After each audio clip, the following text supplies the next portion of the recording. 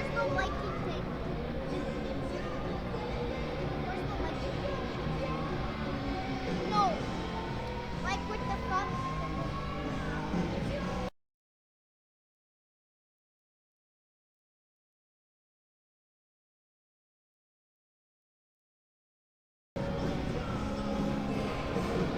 Live from Imperial Place tonight, I'm Tyson Dolynny. This is Dolynny TV. You are watching, well, the final minutes before Game 6 of the Battle of Lakeland. Live, like I mentioned, from Imperial Place in Cold Lake tonight. The St. Paul Canadiens, the Cold Lake Ice, the script. Well, it was written 2 nights ago, Thursday night in St. Paul, when Cold Lake once again took a 3-2 overtime decision in Cold Lake. I'm not sure what's going on with the F. There we go. We are good. We are back in the green. There we go. A 3-2 overtime decision. That was what Cold Lake took. Sorry, we are experiencing a little bit of a rough start here in Cold Lake tonight with the Wi-Fi. We hope to have that solved right away. But tonight, like I mentioned, it's Game 6 between the St. Paul Canadiens and Cold Lake Ice. So far, this series has gone almost the exact way through. 3 games. Tonight is what may determine if that 3-game streak snaps. St. Paul in Game 1 took a 6-goal victory. Then you've got in Game 2 the Cold Lake Ice in St. Paul taking a 3-2 overtime victory. Game 3, St. Paul won 3-1. You come back to Cold Lake for the second game in a row, and it's another 6-goal effort for the St. Paul Canadiens. Then Game 5 once again, after a 6-goal effort, it's a 3-2 overtime victory for Cold Lake. Game 6, if the trend continues, St. Paul moves on to round number 2. If not, Cold Lake forces Game 7, and we go to the Clancy Richard Arena tomorrow night at 5 p.m. So here we go, 58 seconds to go before this game gets going. We've got a big night here at Imperial Place. I'm alone on the mic tonight, so pardon if I go dead for a few minutes, rest the voice. Well, 43 seconds, the guys just heading out of the tunnel for the Cold Lake Ice, and then the St. Paul Canadiens not even visible in the tunnel yet. They've got the other one, there's the Cold Lake Ice. And they're ready to hit this one going. We did not expect to see them right out. Paddle Cat is watching from Australia. I appreciate you guys tuning in. I do pardon the internet. I'm not sure what's going on tonight at Imperial Place, but we'll try and figure it out as we go along. It's going to be, looks like, exact same script as it has been through 5 games so far this series. Nelson Sheeler will start in net for the Cold Lake Ice. Dyson Roy not on the ice for warm-up for the St. Paul Canadiens. From everything I've heard, he's not going to be in the lineup tonight, and that is a big blow to the St. Paul Canadiens. Their captain not on the ice for Game 6. So Game 7, if needed, will be tomorrow in St. Paul at the Clancy Richard Arena at 5 p.m. And what do we say? It has been a crazy series so far. 3-2, St. Paul leads after 5 games in the books in this first round NEAJBHL playoff series. Welcome back and introduce the beautiful. We'll step aside for O Canada, and we'll be right back.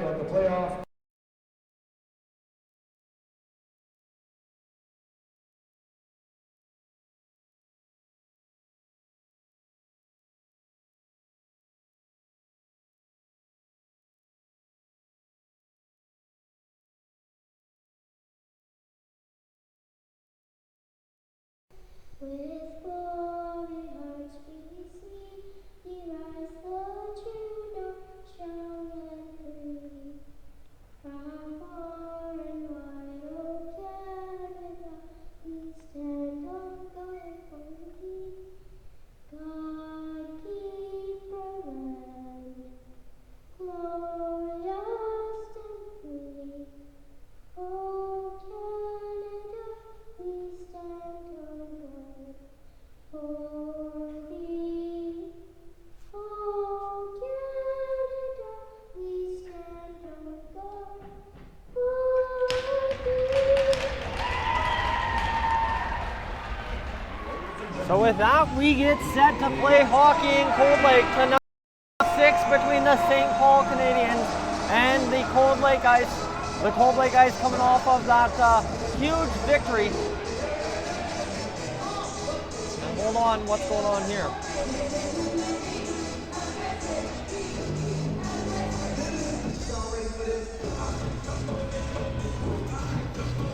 And not sure what's going on here live from Imperial Place tonight.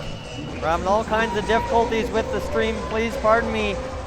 Cold Lake versus St. Paul. I'll try and make sure we keep this up to date. Not really sure what's going on, and we should be back. Pardon us, it's Jean-Guy Beauvert against Aaron Gagne on the face-off dot. The St. Paul Canadiens, they get it in off the face-off. And we're back to hockey. It's out into the St. Paul zone. Down the ice, Bailey Lonsberry gives chase for the Canadiens. He gives it, leaves it for Aaron Gagne, who will go up to his partner, Tyrell Bork. It's the 7-8-9 line up front for the Cold Lake, or for the St. Paul Canadiens. Pardon me, we are having a rough go on the internet. Shane Whitney dumps it in, and we are down the ice, and we will have our first penalty of the night coming up here. Didn't get a good look seeing what's going on with the stream, and it's going to be a tripping call.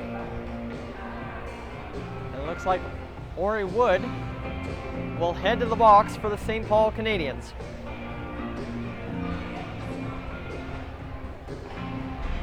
That's down the ice, that one went. There's the tripping call, and we should be good for the face-off left to Michael Davis. Davis in after Devin Allen got the start in Game 5. Puck back on the power play to Denny Cantel in his own zone for the Cold Lake Ice. He goes across to his partner, Jake Bart. Reconnection successful. Not really sure what's going on in Cold Lake tonight. Difficulties as in on net and stopped there by the quick stick of Alex Savage. And down the ice to Bray Howitt. Howitt from Sheeler. Howitt looks to be on the back end of this power play once again. It's Jonah Henderson, Stephen Kuflick, and Scott Thackeray up front, the penalty killers for the Canadiens. Number 15 and number 29, Braden Burak. I'm not sure who 15 for the Canadiens is tonight. Don't have a number on the new kid. We're experiencing some issues here in Cold Lake tonight. I would appreciate if you guys stick with us. Not really sure what's going on with this interruptions. We had some difficulties in Game 4, but seem to be fighting through a lot more here in Cold Lake tonight. Off the face-off win, it's Bray Howitt. He'll go back around to Austin Power. Austin Power behind his own net. He'll go for a little bit of a skate here and get up the ice. Battling the affiliate, dump it in, and it's right in on net, and the Cold Lake Ice score! You talk about, what was it, Brandon Manning in the Flyers game today, scoring from center ice. Off a dump in, Austin Power scores. Michael Davis came out to play it, left the cage wide open. Here's the replay, and in it finds itself, and it's a 1-0 game for the Cold Lake Ice after they strike for the second game in a row on the power play. I'm not sure it gets any more wonkier than that. Obviously, they're gonna talk it over. I'm not really sure what the referees are talking over, but either way, no goal. Goal's called off. And we're gonna have the face-off outside of the St. Paul Canadian zone. I am not sure, obviously the referee given the messages, I did not get a good enough look. Head coach Scott Hood, very stoic on the bench. He's just, what? Same about as us, seeing that puck go in, and then not sure why it's getting called off. Either way, the referee's gonna wave off his hands. The horn went off, everything went right, but then unfortunately, it's gonna be called kicked in. So they're gonna call the puck being kicked in, and the face-off comes just to the near side boards outside of the St. Paul Canadian zone. Bryce Schultheis loses it, but Ethan Rock powers forward. Curtis Gullickson out there for the Cold Lake Ice. Gullickson seeing the ice for first time in a little bit. Noah Cook at the blue line. Cook will fire it down. There's Bryce Schultheis. This is, I would imagine, the de facto fourth line for the Cold Lake Ice. It's down to Gullickson. Gullickson up, and it's into the slot. There's Noah Cook. Noah Cook will go for a little bit of a skate. He'll turn back, number 3 for the Cold Lake Ice. He'll dump it around, and it's down to Curtis Gullickson once again behind the net. He'll try to wrap around the ice, get a backhander on, and Ethan Rock cannot jam it in. A little bit of tension between Bryce Schultheis and Ori Wood, two longtime combatants here in the NEAJBHL. So it looks like we've sorted out the stream health issues here in Cold Lake tonight. Do pardon me on that. We've had some issues. Looks like we've got it figured out now and we are ready to go. Sorry for the stream, like mentioned. We seem to be receiving data after the St. Paul Canadiens win the faceoff. It's moved out of the zone. There's Braden Burak. Up on the top line tonight is Sean Green. Sean Green has seen top line time previously this season with Burak and Bendel after scoring 2 goals in back-to-back nights.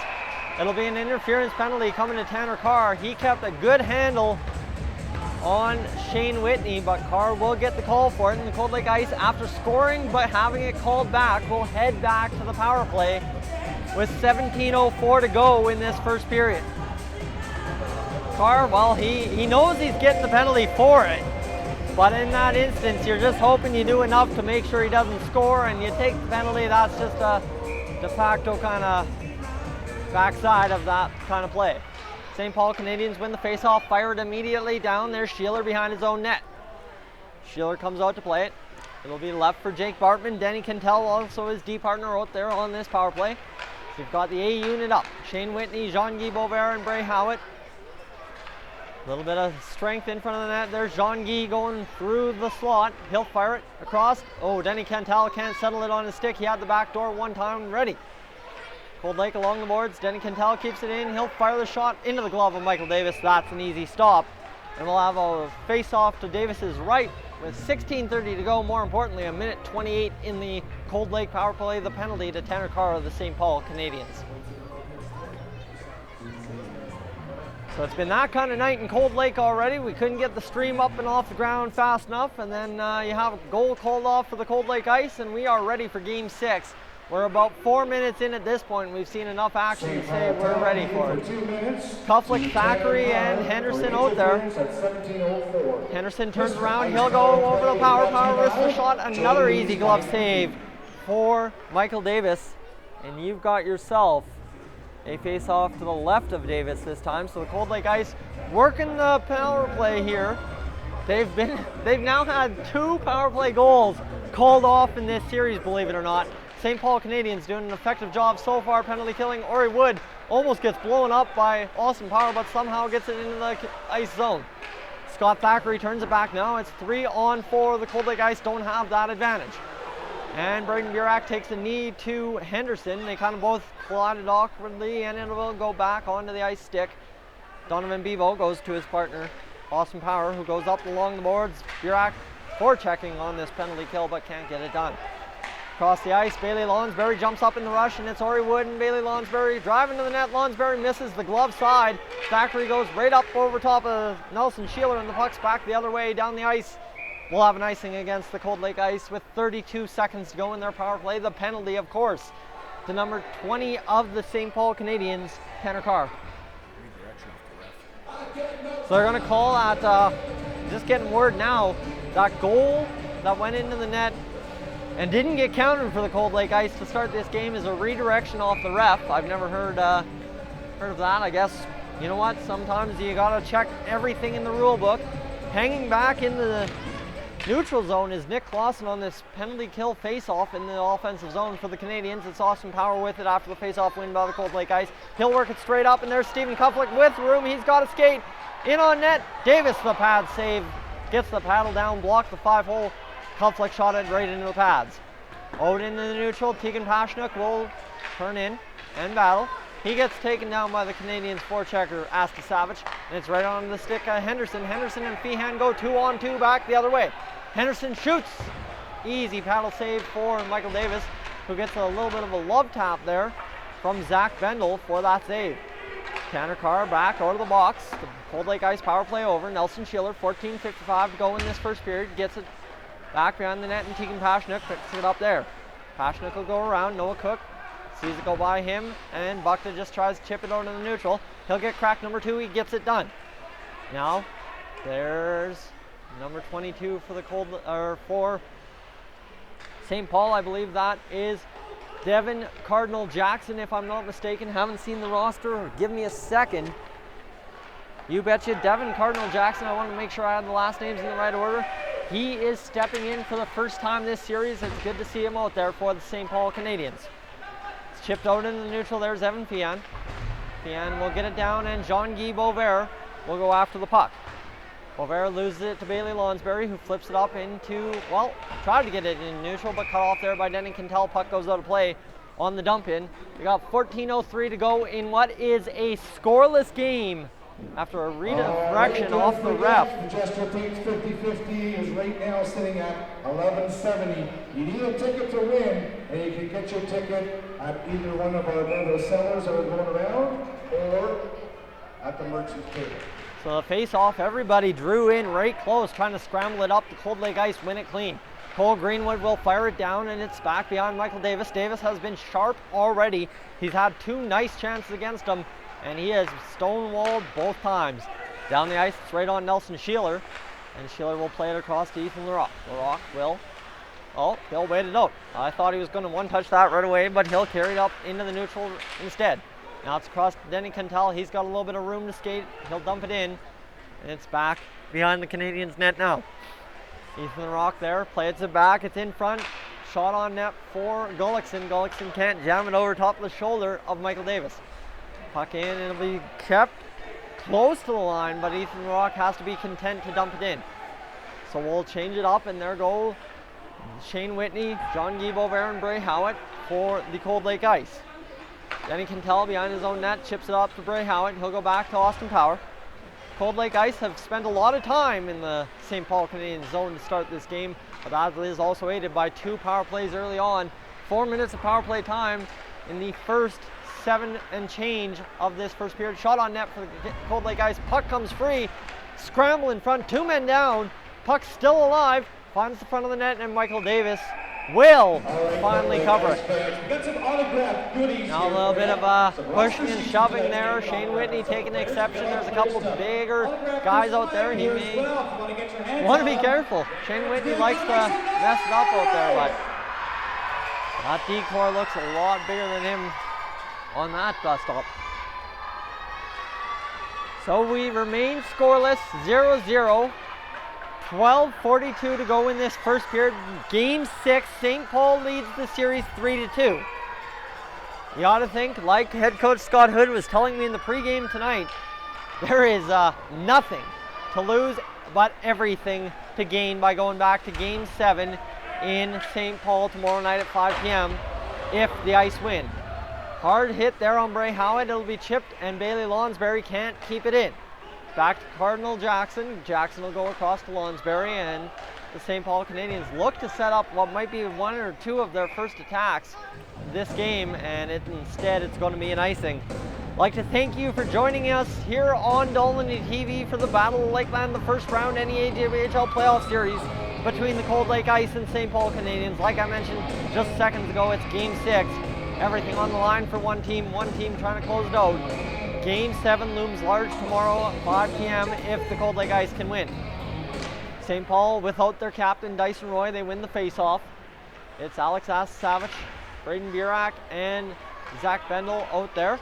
So Asta Savage is going to see a little bit of forward time. I mean, that's the way she goes when your captain's out. You got to plug some of the most offensive players you have, and Asta Savage being one of the leaders on the back end. You got Cardinal Jackson back there to fill a hole tonight. Well, why not throw him up at forward with Savage, rather, sorry, pardon me. So Savage is going to carry this. He'll get it in neutral for the Canadiens. Burak gets it. They're pushing and plugging it in the zone, but Scott Thackeray frees it up for Jonah Henderson. Henderson back. There's 4 St. Paul Canadiens players, and Henderson still somehow manages to get a shot on net off the pads of Michael Davis. And it's turned back into the neutral zone. Donovan Bebo fires it off of Nick Clausen's leg, and then we'll go into the corner where the St. Paul Canadiens regroup. Quick pass out of the zone, and Asta Savage will get it just into the Cold Lake side half. Donovan Bebo off of Burak and right onto the stick of Denny Quintal. He'll take that kind of pass if it's going to work 10 out of 10 tonight. Quintal fires a low rising shot, but it goes way wide of the net. Canadiens turn it back. Kyle Crawford, who scored a huge 2-1 goal for the Canadiens last game, gets it into the zone. It's chipped up and out, and the face-off will stay within the Cold Lake Ice zone. It's been a fast start. I mean, we saw a very slow game in Game 3 on Monday. Game 4, things picked back up, but now Game 6, everybody's come out Canadiens had a chance to close it out in Game 5, couldn't get it done. Now they are hungry to get it done, and Cold Lake is hungry to force Game 7. Game 6, probably my favorite game of the series because you get that chance to either force Game 7 or finish it. There's no bad possibility here, depending on which side you are on. Austin Power. I'll chuckle at myself, but I got enough people around to chuckle with me tonight. Curtis Gullickson will chase it, not even go after the icing against Tanner Carr, and it will be back into the Cold Lake ice zone. 10:32 to go in this first period. Just gotta breathe sometimes in a scoreless game midway through this first period. Last sip of water for the period. The St. Paul Canadiens win the faceoff. Bailey Lonsberry fires it back. It's in on net, and the St. Paul Canadiens are jamming every way. They take out Nelson Sheeler, but Sheeler somehow made that pad save. Keeps it scoreless in the Cold Lake ice. That's knocked down by a high stick, and we'll have that faceoff. Donovan Bebo just trying to chip it out into anywhere that wasn't dangerous. Knocked it down with a high stick, and then the Cold Lake ice immediately touched it. We'll have that faceoff. So you got to bet.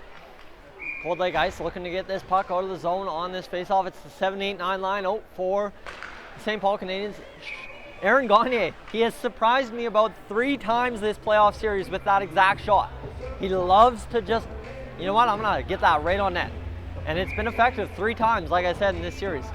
He again wins the faceoff against Jean-Guy Beauvert. This time back to the point. Bailey Lonsberry got the shot on net, but it's the Cold Lake ice turning it up. And Jean-Guy Beauvert will chip it in. It's back to Beauvert. Beauvert shoots off the crossbar. Everybody gets their hands up in the building. But it remains 0-0. Now Jean-Guy Beauvert with another chance fires it off the pads of Davis. Davis too huge, well, gets help on one and then makes a huge save on Jean-Guy Beauvert. I guess if you want to turn it around the other way, 2 huge chances for Jean-Guy Beauvert on this shift already. He's still out there up to Shane Whitney. Whack from Aaron Gagne. He'll dance around, and he got around Nick Clausen. Whitney into the corner. He's still got it. It's onto the stick of Bray Howitt. Bray Howitt right into the middle section of Michael Davis. 9:33 to go, and the Cold Lake ice, every chance on net this period has been a good one, it seems. Noah Cook fires it from the point. I was a little ahead of that call, but I knew exactly where he was going. The same exact play they scored on in Game 4. There's a chip up. Cole Greenwood gets it in the neutral. It'll be chipped down. Nelson Sheeler has to make an easy save compared to what you had at the other end by Michael Davis. Davis named Rookie of the Year in the NEAJBHL as a goaltender. That does not happen often, but Davis has definitely earned it this season. Puck played across, and Jonah Henderson will pick it up there. Cold Lake ice trying to get out of their own zone. They've seen a little bit of an increased forecheck in this past shift from the St. Paul Canadiens, pardon me. As Cold Lake's looking to get into the zone, it'll be across to Nick Clausen. Clausen turns the ice back into the neutral, and Denny can tell, man, they're just playing pitch and catch, kind of batting it back and forth into each other's zone on this shift. It's been a tale of a lot of different shifts out of the teams. And maybe not a bad thing in this first period, trying to feel each other out after 5 games. I don't imagine how you're still doing it, but every game's been completely different so far in this series. Cold Lake, Colton Buckta, the captain, wearing the cage, will have an offside. Just want to let you know, don't forget the second intermission. We've got 8:16 to go. We'll have the media timeout. You can pick up the And I'm going to take a breather.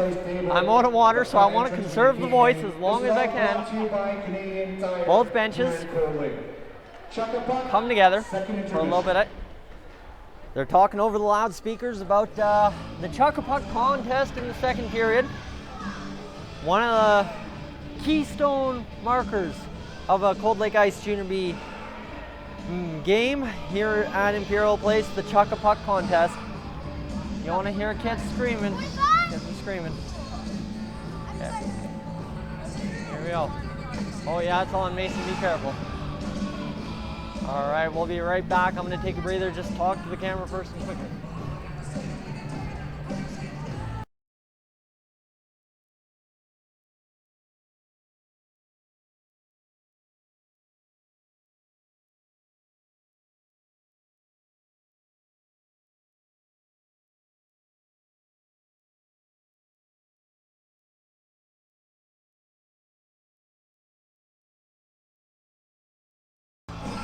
We're back, and it's going to be Colton Buckta winning or losing that face-off, pardon me, having a rough go tonight. It was a scramble start with that internet being a little bit of a pain in my butt, but that's okay. Puck played in front of the net. Evan Feehan able to steal it there for the Cold Lake Ice, and they'll turn back. St. Paul Canadiens offense. Donovan Bebo across the line to Evan Feehan. Here's a chance. He'll fire it off, and Colton Buckta's going to go whacking, but he'll hold back and just fire it off the back of the net around, and Asta Savage takes contact from Bebo. Bebo and Asta Savage exchange pleasantries. We're back the other way. It's Zach Bendel giving chase to Bartman. It'll be an icing. So, with 7:42 to go, it's scoreless in Game 6. Two things I've mentioned all series long. The goaltending, superb at both ends.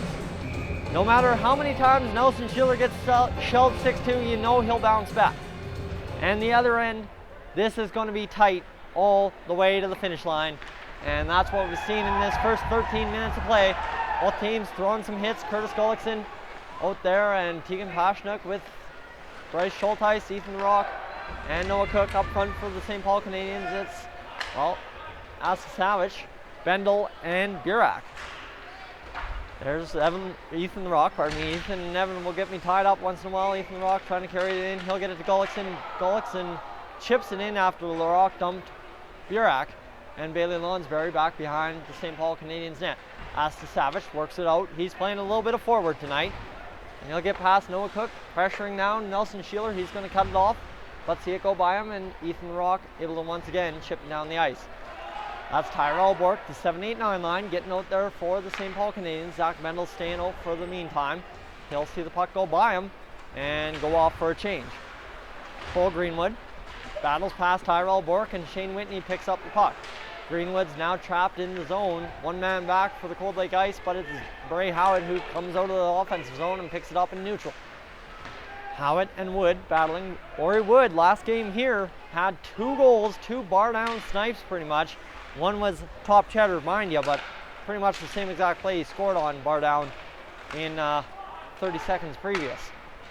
Denny Cantel fires it up the ice. It's right onto the stick of Shane Whitney. He'll fire a shot up. It's in the air.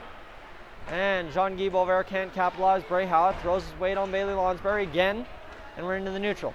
Denny Cantel down the ice. He'll go fire it, and it takes another weird bounce. A couple of weird bounces tonight off the end boards and sideboards. I mean, one was off the ref, I guess. Okay, pardon me, only one so far tonight. Denny Cantel gets spelled and fires it in. St. Paul has had maybe 2 good pressures in the Cold Lake zone so far.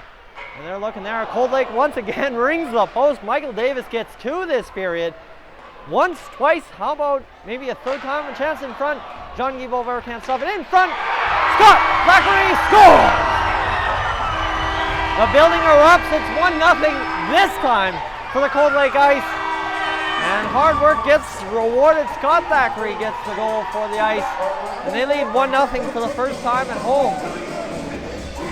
That is a huge goal for the Cold Lake Ice, who have nothing to lose, everything to gain in this Game 6. They want to send it back to St. Paul, and that they try with 1-0 lead early in this game. 5:31 to go in the first period. Heck, that one developed so good I didn't even know how to react. Cardinal Jackson back at his own blue line for the St. Paul Canadiens. Sees it picked off. Scott Thackeray, the goal scorer, out there. He'll go back behind the net, turn around. Cardinal Jackson gives him a go, but it's lost.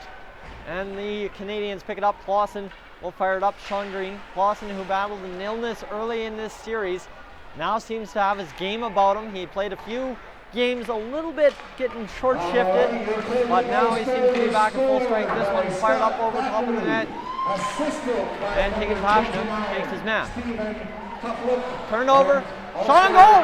And it's a goal for Kyle Crawford.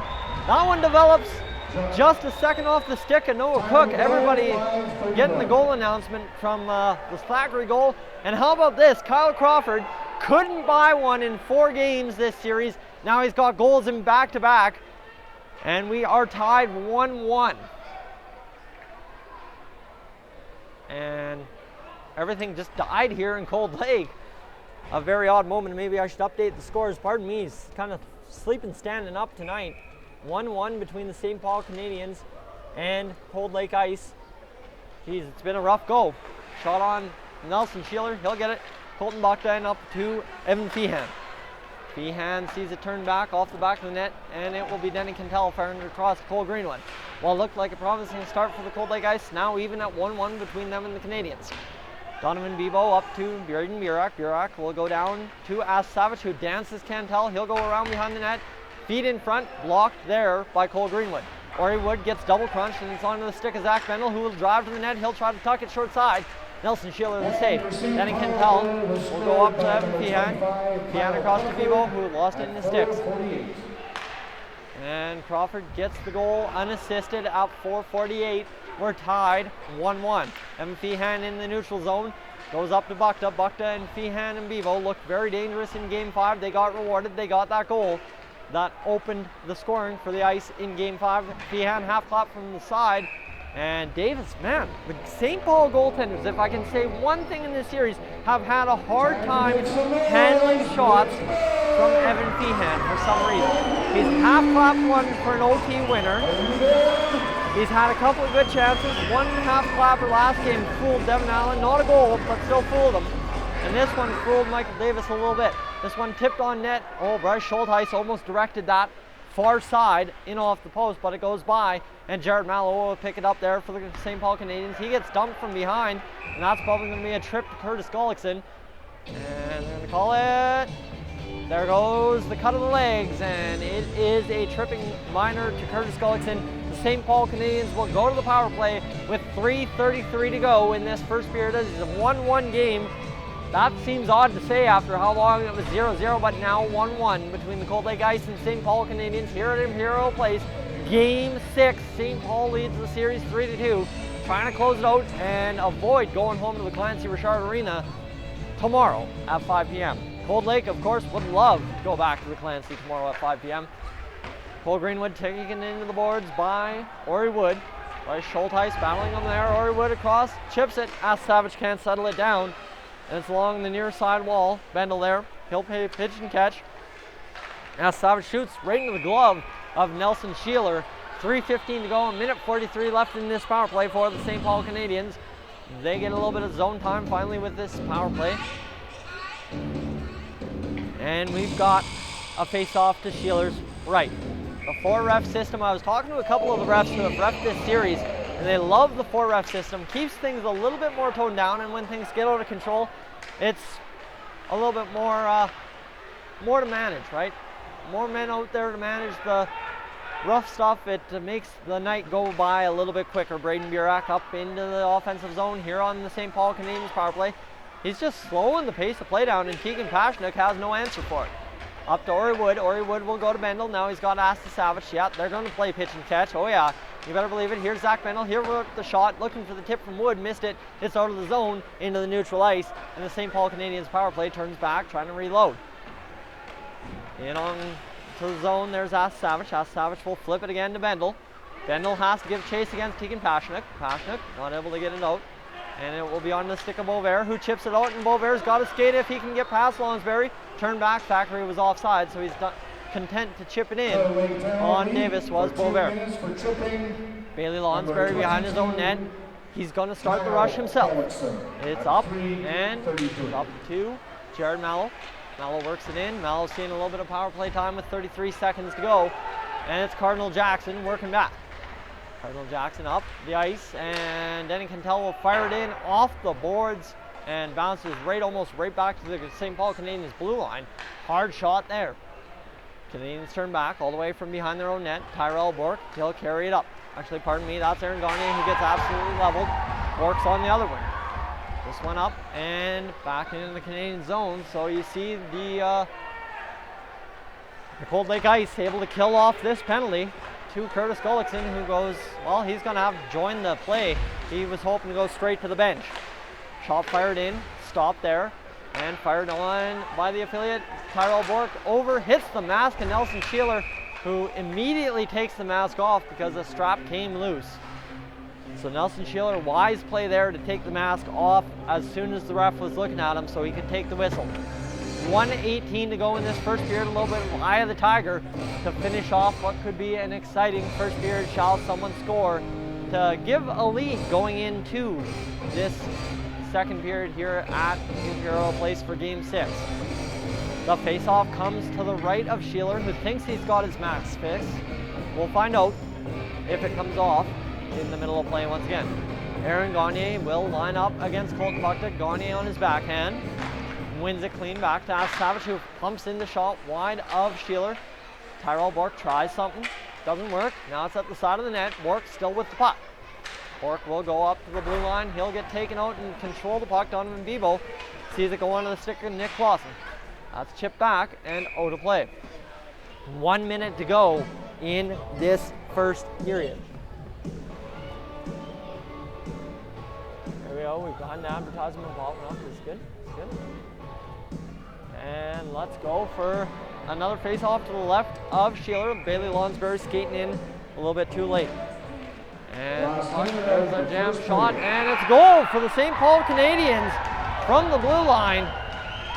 56.8 seconds to go. Bailey Lonsberry gets the goal. And we've got a 2-1 St. Paul Canadiens lead. There's Bailey Lonsberry absolutely blasting that one off the face-off win. And the Canadiens answer back to the Cold Lake 1-0 lead with 2 straight goals to lead 2-1. Like I mentioned, 56.8 seconds to go in this first period. Sean Green dumps it in. Kyle Crawford and Cameron Potter out there with him. Ian Pashnuk behind his own net. He'll chip it up, and there the puck goes along the far side of the barrel, and Alex Savage turns it back into his own zone. Man, I could use water, and I've got about 35 seconds until I can get one. Noah Cook almost takes a hit. Curtis Cullickson takes a hit, and Michael Davis, after the puck cuts all the way from the neutral straight on him, covers the puck. Bailey Lonsberry, and assisted by Aaron Gagne. So Aaron Gagne gets the assist for the Bailey Lonsberry tally. Henderson against Burak. Burak out there for another defensive draw. And Scott Thackeray will work the puck. He'll fire a shot. He's already got a Cold Lake Ice goal, but couldn't buy there. One on the wraparound. Pardon me, I got to fix the scoreboard. Having a rough go tonight in Cold Lake. Seem to not have the wits about me. Pardon me. As we'll have the face-off to the right of Michael Davis. Henderson and Burak once again line up to face each other. Henderson wins at that time to Kuflick. Kuflick will fire it right into the chest of Michael Davis. 21.4 seconds to go in this first period. Cold Lake crowd, they were involved for a few seconds there when the Ice scored. Now things have quieted, but the Cold Lake Ice looking to get some excitement going. There's a chip shot, and Davis has to fight for it. It's down in the crease. The Canadiens clear into the corner. Puck played, and that's where the Ice will find it. Cole Greenwood keeps it in. He'll look to keep it further deep. And puck played by Jonah Henderson. 3 seconds to go. Scramble beyond the net. We won't get anything. Michael Davis bats it away. And that will be the end of the first period. We'll go on intermission break 2-1 for the St. Paul Canadiens after one. St. Paul 2, Cold Lake 1. Shots on goal. St. Paul 7, Cold Lake Ice 18.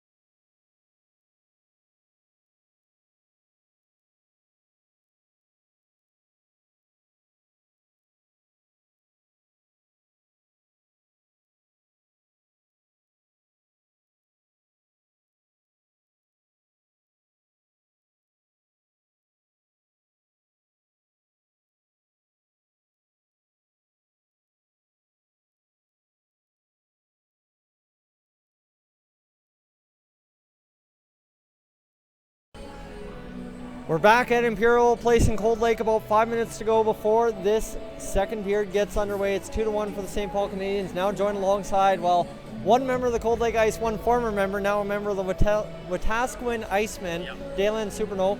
And start with you, Connor. Connor Landry joining us as well, the member of the Cold Lake Ice. 2-1 for the St. Paul Canadiens. Your boys down a goal, but maybe they could be tied if it hadn't gone off the referee. Your take on that goal? I don't know why it should count. I don't know the rules though, but it is what it is. They got the bounce. Good for them. Like, we just got to play harder and be smarter out there. So Dalen, you've got a sweep of the first round, I think you told me. So I'm gonna ask you, how did your series go? How many games do you start and all that? I've been mainly the starter this year with quite a few starts, and first round went pretty smoothly. It had a little scare in the third game, but was able to get by. But now we go on to play the North Edmonton Red Wings, which are a really skilled team. Got 3 of the top scorers in the league, so it's going to be a tough series there. And anything you learned from season in a different league than you did here last year? The league I'm in now it's pretty different. It's a different game. It seems a lot. It's chippier, and it's different, but it's fun. It's fun. It's fun to be in a different league and see what all of Alberta has to offer. All right. Well, best of luck in your next round series. Thank you for joining me. Thank you, Connor. Thank you for joining me. Connor's loading up. No worries. We'll catch you guys later. Thank you so much. That is Connor Landry and Dolynny Superno joining us here on an intermission report on the Battle of Lakeland on Dolynny TV. I'm Tyson Dolynny joining me alongside. We got Mason joining us as well. And, we got about 3 minutes to go here, Mason. Got your thoughts a few seconds ago, but hand it over to you for the last 30 seconds. Hey everybody, we're gonna have a good game. Hope we win to stay in this. You've probably seen me from a lot of the videos. See you guys. All right, that's Mason Cole with the easy little chat to keep us light going into this second period where the St. Paul Canadiens lead 2-1. It's been that kind of period for the Cold Lake Ice. Not similar to that 4-goal last 5-minute period the last time we were here, but more so they don't get a bounce and then a couple bounces go the other way and you got it in the back of the net. Of course, you think about that goal that Kyle Crawford scored. And it just takes a hop off Noah Cook's stick. He couldn't recover, and unfortunately it finds the back of the net for the Cold Lake Ice. But for the St. Paul Canadiens, they are happier than heck, I can imagine, to come out of that period leading 2-1 after being outshot heavily by the Cold Lake Ice. Whoever was kind enough to get me a water, I appreciate that throughout my entire life. This will be remembered, this water bottle here. I was dying in that late first, and we should be good to go. As right back to the game we go. It's 2-1 for the St. Paul Canadiens.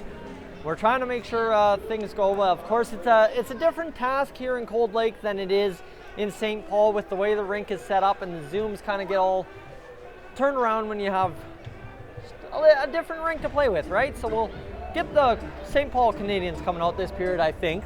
Because last period we got the Cold Lake Ice. They came out first. That totally shocked me. I had no clue what was going on there. Cold Lake Ice usually come out with about 15 seconds to go, but they jumped gun and came out about a minute left before the game started. Talk about the goaltenders. Both of them sharp.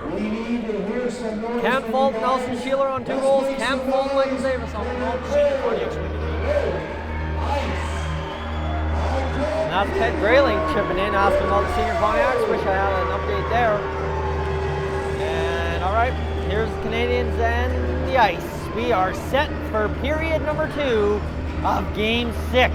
The Battle of Lakeland on Dolynny TV, presented by yours truly, Tyson Dolynny, running alongside for what has been an exciting game already. And it's only going to get better and better. You remember how it went last time? We kind of started slow, 1-0 St. Paul into the third period, and then 3 goals erupted. We went to overtime, and then bing, bang, boom. The Cold Lake Ice went in overtime, but we'll find out if that script's going to be found this time. Of course, the Ice ended the period down 2-1. The last time they entered the period down 2-1, they lost 3-1 in Game 3. And they also lost, actually 2-1 in the second period. They also lost 6-2. Don't fool yourself there, Tyson. I'm just going to flatten this out a bit. Flatten out the camera. And we are set. It's Aaron Gagner versus Jean-Guy Beauvert. Aaron Gagner, the second best face-off man in the St. Paul Canadiens dressing room. Doesn't win it, but it's Tyrell Bourque taking it into the corner. Bourque will battle, and it's picked up there by the number 15, the affiliate for St. Paul. Denny Cantel will go up the ice to Shane Whitney. Shane Whitney breaking down the wing. He's got Bailey Lonsberry watching him, but Shane Whitney's got the wheels. Whitney behind the net. He'll go back and leave it there for Bray Howard. Howard's going to charge in on net right into the stomach of Michael Davis, who makes a solid positional save. And we will have a face-off to the left of Michael Davis, if I believe correct. Right there should be good. Just make sure.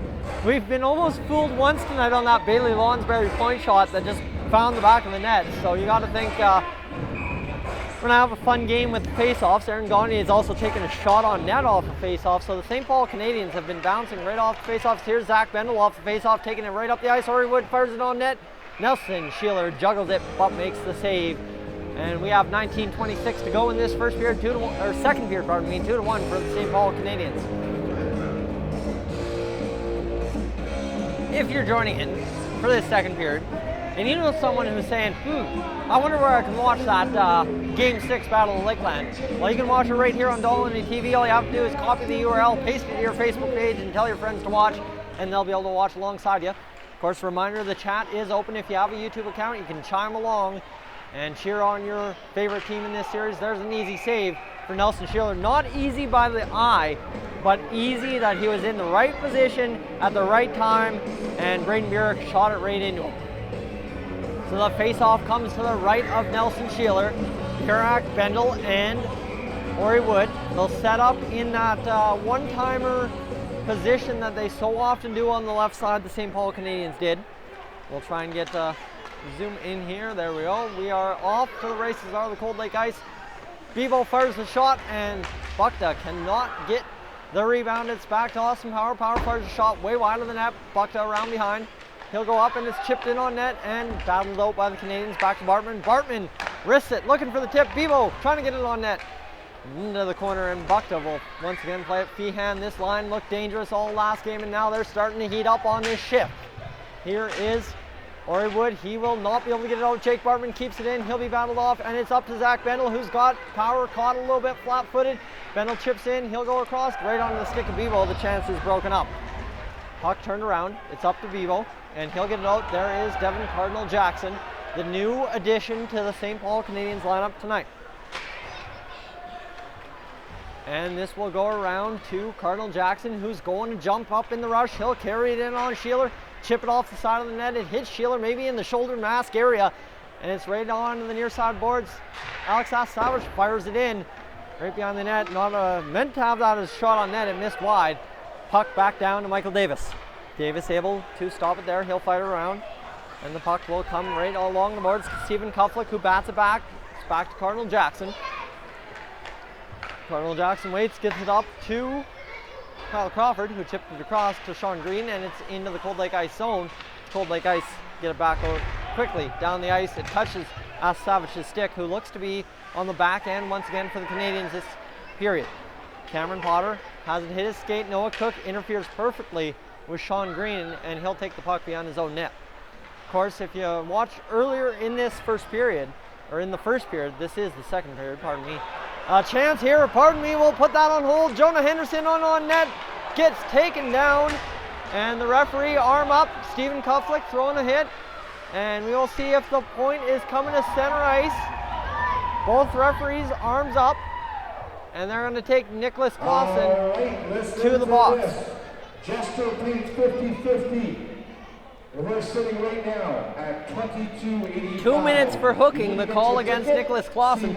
Sorry, I had to hear what the 50-50 was sitting at, because the 50-50 currently in Cold Lake tonight, the pot to be split in half, $2,285. Of course, the pot last time round here in Game 4 was $3,400. Aaron Gagner against Colton Bukta on this face-off in the right or left to Michael Davis. Shot doesn't get through. Noah Cook turns, spins back to Pashna. Pashnuk's got really no options. He'll skate till somebody's open. That's Noah Cook. Noah Cook fires it across to Bevo. Bevo's looking cross slot, dances, he's in. And 3 Canadians converge and shut it down. It's out to center ice, down to Sheeler. 1:40 to go in the Cold Lake Ice power play. Noah Cook behind his own net, looking for an option on this way to start a power play. 1:32 to go. We're a quarter of the way through. Noah Cook chips it in. He'll give chase. Cook's up in the play. He's been had a hard series, but he has nothing but smiles about it. Nelson Sheeler out to play that puck. Left the entire net open next to him. That was looking to be a risky play, but whatever works on this power play. The Cold Lake Ice did strike once. It was called off. It hit a ref. Colton Buckta carries it out, but it hits off his stick and goes down to Jonah Henderson, who will cut back. Henderson takes contact from the Lawns barrier, or else he had a pass to Buckta. Henderson goes up to the point. Denny Cantel, who's been dangerous all year, fires it across. Oh man, what a chance! But it hits off the stick of Schultheis in front of the net and deflected wide on the ice. Now it's Buckta, Schultheis, and Henderson up front. They're really changing up the lines on this power play. 51 of you tuning in. Appreciate you guys watching back home in Game 6. A 2-1 St. Paul Canadiens lead. 15:52 to go in the second period. I've had a rough time talking. Didn't have enough water in the first period. 30 seconds to go in this ice power play. It's back. Thackeray goes across. Denny Cantel scores! Denny Cantel, that may have been tipped by Stephen Kopflick, but either way, we've got a 2-2 game. Oh, you better believe it. We are going to go back and forth all night. Denny Cantel, a blast from the point. I told you he looked dangerous on the power play, and he gets one for the Cold Lake Ice. He's going to give Nelson Sheeler one of the biggest high fives of his young career so far. 15:40 to go. We are tied 2-2 in the Battle of Lakeland.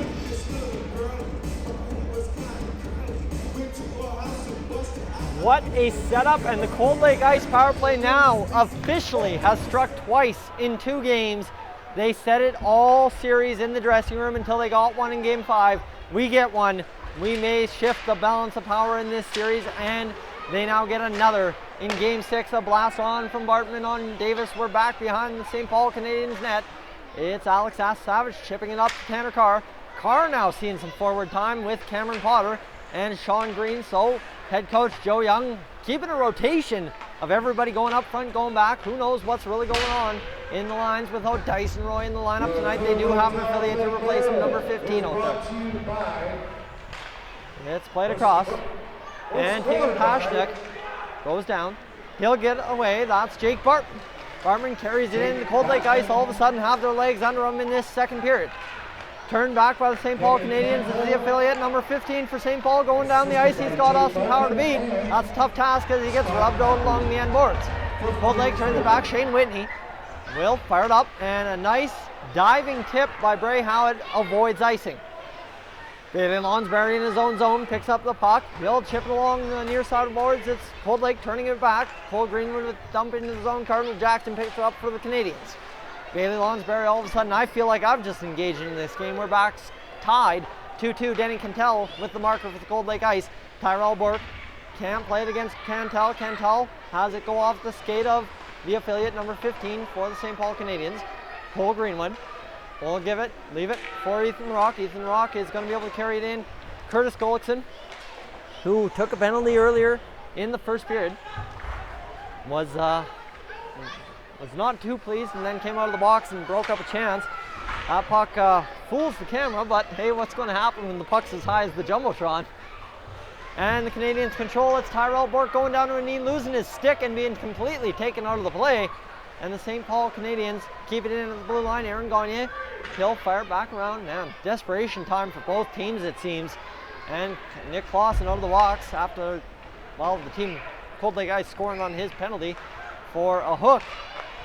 And it was Denny Cantel getting that marker. It's chipped out into center ice, but a smart play by Jared Mallow creates an icing. I thought it hit his stick when he hit Gullickson's stick, but we'll go back into Cold Lake Ice territory for a face-off with 13:19 to go in this second period. You feel now the pins and needles have returned to the building. It was the same way in Game 5. We're right back where we were in that third period when we were tied 1-1, and we're only midway through the second period. It's my pleasure to bring you this call on Dolynny TV. It's the Battle of Lakeland, Game 6. St. Paul leads the series 3-2, and they win the face-off. Shot on net, fired wide by Ori Wood, who tried to beat Nelson Sheeler for the third time. Now, Cardinal Jackson takes contact, and it's played down to Cole Greenwood, who immediately turns it back over to Bailey Lonsberry, fires it in. Nelson Sheeler out to play it. Zach Bendel gives chase, and it's right onto a Canadian stick. Puck played back, and it is Evan Feehan turning it over. Bryce Schultheis, and really only 4 guys out there for the Cold Lake Ice for the longest while. Now they get the 5th. It's Donovan Bebo with Schultheis and Feehan, and Bartman will come out. Puck fired wide of the net by Bebo. 2-2 the score remains. The Canadiens try to start an attack the other way. Buckta completes the line, and it's Davis behind the net. Leaves it there for Lonsberry. Up to Wood. Wood, I don't know what kind of chip that was. Maybe a shimmy shake chip off the boards. Turned over anyhow. Shot on net by Bebo. Stopped by Davis. Puck turned the other way. Burak will carry it. Burak's down the ice, and he'll try to dance. Noah Cook, the affiliate, stands tall. Noah Cook playing another game for the Cold Lake Ice. He has been outstanding on the blue line, even despite being blown up twice in the early going Game 3 and Game 4. Evan Feehan plays it in front. It's chipped out, and Jared Mallow will carry it out for the Canadiens, who alleviate the pressure. And it will be fired down. The Canadiens now try to set up an attack, which they have not had much of since early in this first or second period. Man, I gotta get with it. I am way late on my period calls. Donovan Bebo up the boards, and he'll go down. And shot on net by Thackeray. Can't barrel it, and it goes behind the net instead of a shot. Now played there, and it will be left to Cardinal Jackson or Peter Blomberg. Okay, Peter Blomberg is out there for the Canadiens. Haven't seen much of him tonight, but he is out there, and he is ready to make an impact, I'm sure. Talking to him pregame, he was joking with me. Heard me talking about the possibility of a Game 7, and he said I didn't deserve any further comments from him. Down the ice, and Austin Power will play it for the ice. Thackeray against Blomberg. It's now played to Clausen. Clausen and Blomberg tried to play pitch and catch, but Bartman instead picks up the puck beyond his own net. He'll go across Power, and picked up there by Kuflick. Kuflick may have a goal. It was Denny Cantel with a shot from the point, but Kuflick, once again standing in front, got the tip down. Not sure if they counted it though. Here is Clausen. He'll chip along the boards, and it's right onto the stick of Austin Power. He'll try to go D to D, but instead turns it right onto the stick of Henderson. Henderson now goes D. Denny Cantel fires another shot. If somebody was backdoor, they would have maybe had an easy tap in. Austin Power cuts in, fans on the shot. He's able to get it across to Cantel. Cantel really wants that puck this game. Puck played and tipped up on over top of the net off the stick of Davis. Stephen Kuflick shoots it back in front of the crease, but it's played away by Nicholas Clausen, who again turns it over at the blue line to Austin Power, gets the shot down. Davis, without his stick, was out of position. Denny Cantel kept it in briefly, and again kept in. Nice play, and it's going to be a glove pass. Yep, glove hand pass. And we'll take a break with 10:09 to go. Are they going to call the media timeout? I'm not sure. Either way, I'm going to sit down and relax a second. It's been a fast-paced second period. I thought the first period was fast, but man, have they turned on the Jets. 2-2, the game is tied. Scott Thackeray and Denny Cantel, as I'm starting to lose my voice in Game 6 of this Battle of the Lakeland. Scott Thackeray and Denny Cantel have the goals for the Cold Lake Ice, and it's Kyle Crawford scoring the opening tally for the Canadiens. And here we go, battle along the far wall, almost to end corner. In front to the Canadiens, they will get it out of the zone. As we lose the camera a second, pardon us, the affiliate taking over for the Canadiens. They chip along the boards. As I blanked out, it was actually Bailey Lonsberry with a shot on net from the point that beat Nelson Sheeler for the Canadiens' second goal. When you're doing it all by yourself and you don't have time to write things down, you kind of lose track a little bit.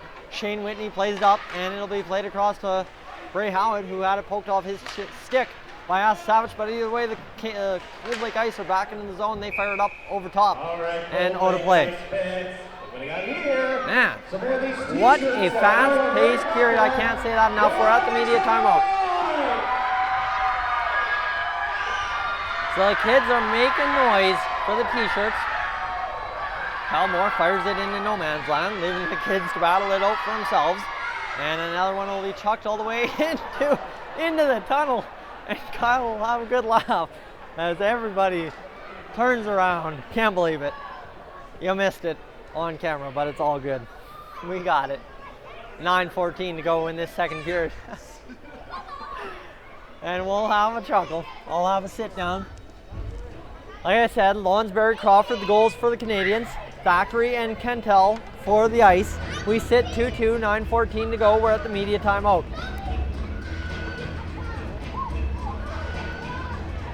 Tyson Dolynny joining you alongside for this Battle of Lakeland Game 6.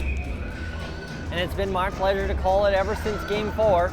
And we have seen some interesting games. We've seen a 3-2 overtime game. We now see a 2-2 tied game. And we've seen a 6-2 game for the St. Paul Canadiens. 3-2 overtime game was in favor of the Cold Lake Ice. That's why we're here tonight at Imperial Place. They forced Game 6. They're trying to force Game 7. Canadiens trying to close out the series for the second time already. Zach Bendel back the other way. Now goes with Horry Wood. Can't bust around. And he'll be played into the corner by Jake Bartman. Jake Bartman has had a very solid second season for the Cold Lake Ice. Now playing in a very deep Cold Lake Ice blue line, that's for sure. They have to sit a D-man a game. Zach Bendel back, plays it. Burak can't find it in the slot. Ethan the Rock across, dumps it, and that will be passed off the boards. Curtis Gullickson, the first one to it, and they call it icing. But it's because Curtis Gullickson just missed hitting the hash marks. We're back all the way back into the Cold Lake Ice zone with 8:40 to go in this second period. The whistles have been a little bit lighter than normal in this game, which has been a good thing. And Braden Burak will take the face off for the St. Paul Canadiens. He wins it back. Bailey Lonsberry with the shot. Can't beat Sheeler for a second time. Cold Lake trying to chip it out. Curtis Gullickson getting a good jump down the other wing. Ethan Rock gets taken down, but he'll get into the zone, and Curtis Gullickson was able to get it just past Alex Savage, who turns around, picks up the puck, and now he'll go for a skate. He's dancing in. He's beat 4 guys now, and he gets the shot on Sheeler, but it's an easy pad save. Turned away into the corner. Cameron Potter plays it back behind the net. Bryce Schultheis takes contact.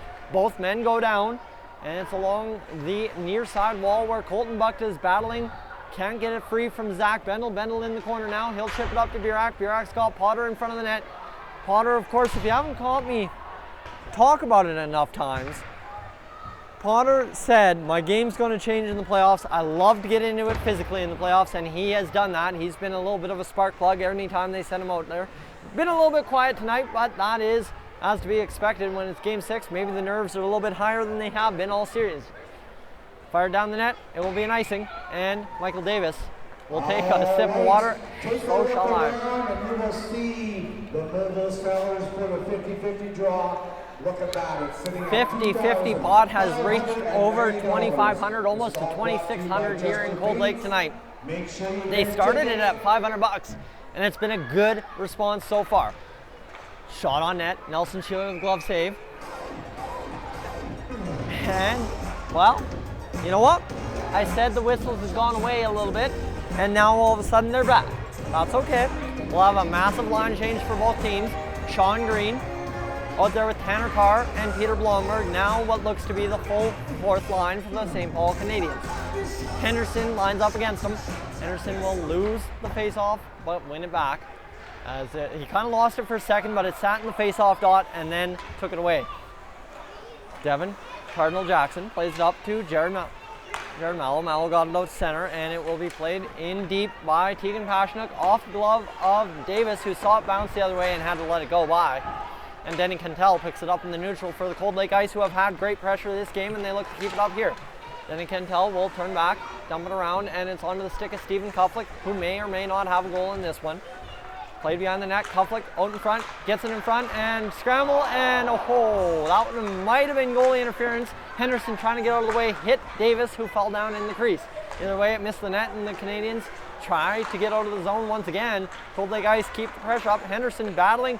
He gets across from Blomberg, and now Carr, easy chip out, and the Ice have to fire it back in. Jared Mallow knocks it down immediately on the fire in by Pashnuk. Cantel across. He'll find it onto the stick of Henderson, who looks to be way out of gas. Kid's breathing heavy. Here comes Shane Whitney in on net, and just looking to stuff it. Cleared away by the St. Paul Canadiens.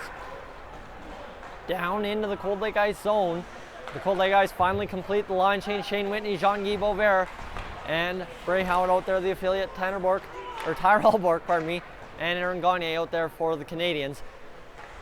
Cole Greenwood fires it up. Bork fires it down.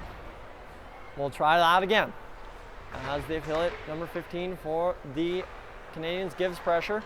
He'll find it, but lose it after a split second of having it in the slot. Bray Howard almost gets away. If he would have been able to spin a little bit quicker, he might have lost his balance at the same time. Who knows? Battle in front. Somehow Jake Bartman takes Aaron Gagne out of the play, even though he fell down, but Gagne lost his stick, so the Cold Lake Ice retain it behind their own net. Shane Whitney along the side, the near side wall. He'll fire it up, and it's onto the stick, bobbling around for Jean-Guy Beauvert. Onto the stick of Bray Howard, who gets stood up at the line by Alex Savage. The camera falls asleep a second. We'll try and keep things going here in Cold Lake. There we go. Camera's back. Stick's broken. And it's back down the ice. And there's the call. We've got an icing. This game keeps going faster and faster. I love it.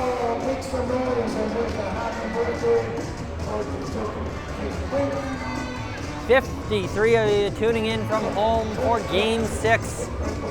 Cold Lake versus St. Paul. It's an elimination game. St. Paul couldn't get it done in Game 5. They look to get it done here in Game 6.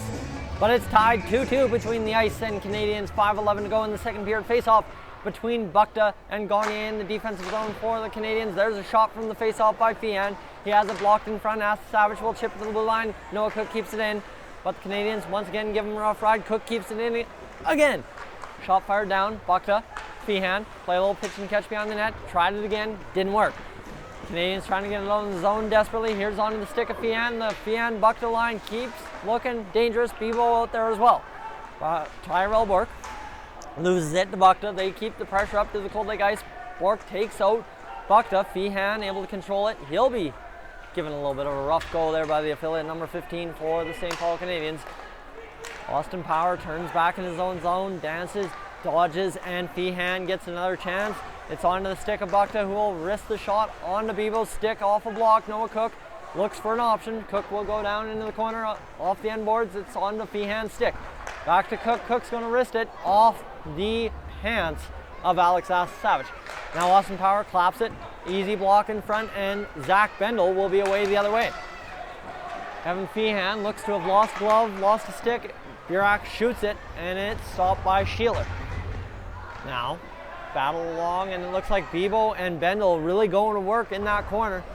Alex Savage will fire it in, misses the tip of Bendel. It's around back onto the other side, kept in for a brief second, and Burak will continue to keep it in. Clausen loses it, and there's an easy play for Bebo to get it out. Bukta gets it in, and Scott Thackeray, the Thackeray, Henderson, and Kuflick line comes out. It's Burak, Ori Wood, and Zach Bendel up front for the Canadiens. Puck played out, and the Canadiens have the Cold Lake Ice chasing the puck in what will be an icing. Don't forget, fans, we have 3:23 to go in this second period. We're tied 2-2. Lonsberry Crawford goals for the Canadiens. Thackeray and Cantel for the Cold Lake Ice. Maybe, you know what, maybe it's been the usual suspects. That's what we can hear in the last few games. It's been the usual suspects. And to start the series, maybe they would have been the unusual suspects. Shot on goal, and easy save for Davis. Alex Savage works it out. It'll be back up in the neutral. Here's Ori Wood with Zach Bendel. Ori Wood fires it. He had Bendel on the other side. I'm sure they'll have a chat about that to maybe talk about 2-on-1s a little bit more in the future. But as both head coaches have put it this series, a shot on net is definitely the best idea in this series.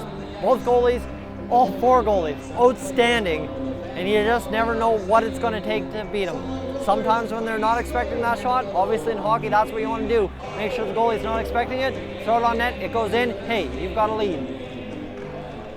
A little bit of stomping Tom Connors playing. And puck turned around. And up the ice to Zach Bendel. Bendel plays it across onto the stick of Devin Cardinal Jackson, who fires the shot. Shot in front, blocked again. And Danny Cantel having a strong second period for the Cold Lake Ice. Puck turned around, Zach Bendel. He'll look for it. Look for that pass, and it's into the skates of Cantel again. Cantel with about 3 blocks on this shift already.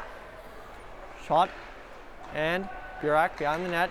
plays pitch and catch with Bendel. He's got real no options. He'll dance around Cantel and turn it back. Now he's got some options. Shot in front to Ori Wood, who takes a rub out and fanned on the shot.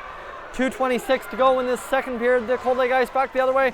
Puck just misses Henderson, who runs into Michael Davis, and he is down. That did not look comfortable for Jonah Henderson. Let's maybe take a look at that on the replay. Here's the chance. I will take a second look. Henderson goes down, takes it, and looks like he took a knee into the midsection from Michael Davis. And yeah, that would be why Jonah Henderson is down. Uncomfortable slide, maybe a little bit of a hamstring pull as well. And either way, Michael Davis will check his helmet. And we'll see if Jonah Henderson will get up from this. And Jonah Henderson, helmet off. Maybe the wind knocked out of him. Fans applaud. Both teams happy to see him get up. St. Paul maybe a little bit less. And he will head off to down the tunnel. Definitely without the wind in him. I've been there already once tonight myself in that first period when I ran out of water. Nowhere near the same comparison. Stephen Koflick will go out to greet Henderson in the hallway. We're back to action. Tegan Pashnik against Tyrell Burke in the far side corner in the Cold Lake Ice zone. It's Shane Whitney picking up the puck. He'll go for a skate. He's done that once or twice tonight, and he can't get past the affiliate of the St. Paul Canadiens. Tegan Pashnik rams it in for Cold Lake. Alex Savage with 1:59 to go in this first period, looking for an option, and they get it out. It'll be down the ice. That's the third icing within the span of about 5 minutes for the Cold Lake Ice. They get the face off to the right of Michael Davis.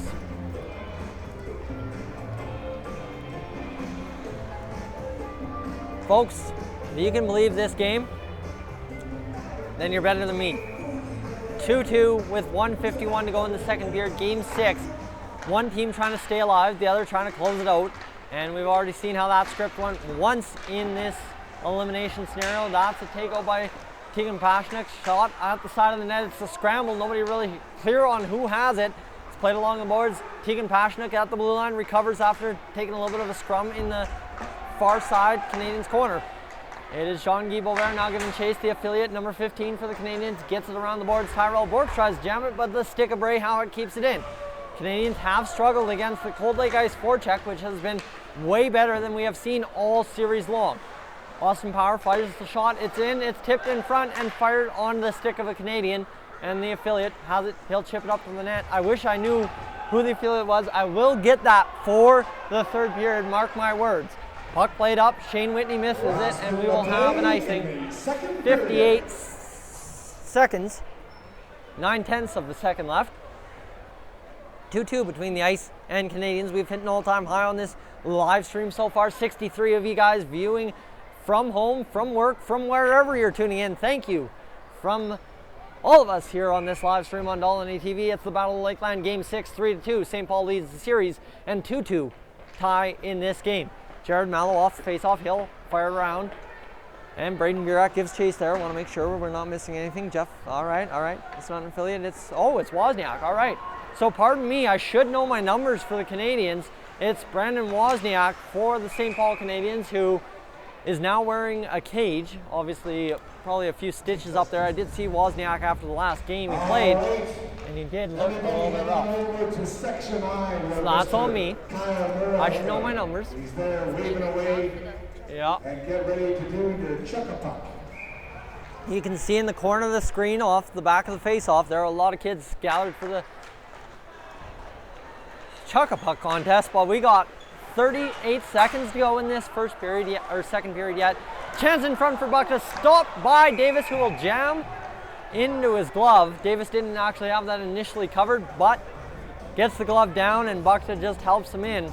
31.4 seconds to go. My apologies. Thank you, Lisa Davies, for coming in clutch, telling me it's Brendan Wozniak, who is wearing number 15. If I would have looked at my score sheet, I should have been able to determine that, but with the cage, I was thrown for a loop. All right, anyhow, we're back to action, and it's taken off the face-off. Alex Savage blows the tires of Donovan Bebo. That's the skill Savage has when he comes to a dead stop. Guys cannot keep up with the skates that Ask Savage sometimes displays. Donovan Bebo will fire it up. Unfortunately, not to the stick of Cole Greenwood. Nobody's really back from the Cold Lake ice other than on the far side wall. It's Noah Cook. Braden Burak with the puck. He'll get it across to Ask Savage. The Canadiens get it on to Sheeler, who will not allow a late goal like he did in that first period. We got 2-2 score with 1.8 seconds. This is, if anything, the most crucial face-off of the game to the right of Nelson Sheeler for the St. Paul Canadiens. You know the man who will take it for the Canadiens. He takes every important draw. Braden Burak. It's Bailey Lonsberry lining up in the one-timer position. He's got about a 1-foot hole if he wins the face-off. Cold Lake Ice 2. Down the ice, it's a 2-2 draw. After 2 periods of play, I'm Tyson Olney, joining me alongside for this broadcast on Dolynny TV. It's the Battle of Lakeland. St. Paul leads 3-2 in the series, but it's 2-2 after 2 periods of play from Cold Lake. We'll catch you in the second period intermission when we'll hopefully have Brandon Brockhoff of the Cold Lake Ice on. We'll see how it turns out. We'll catch you in a few minutes, folks. Thanks for tuning in.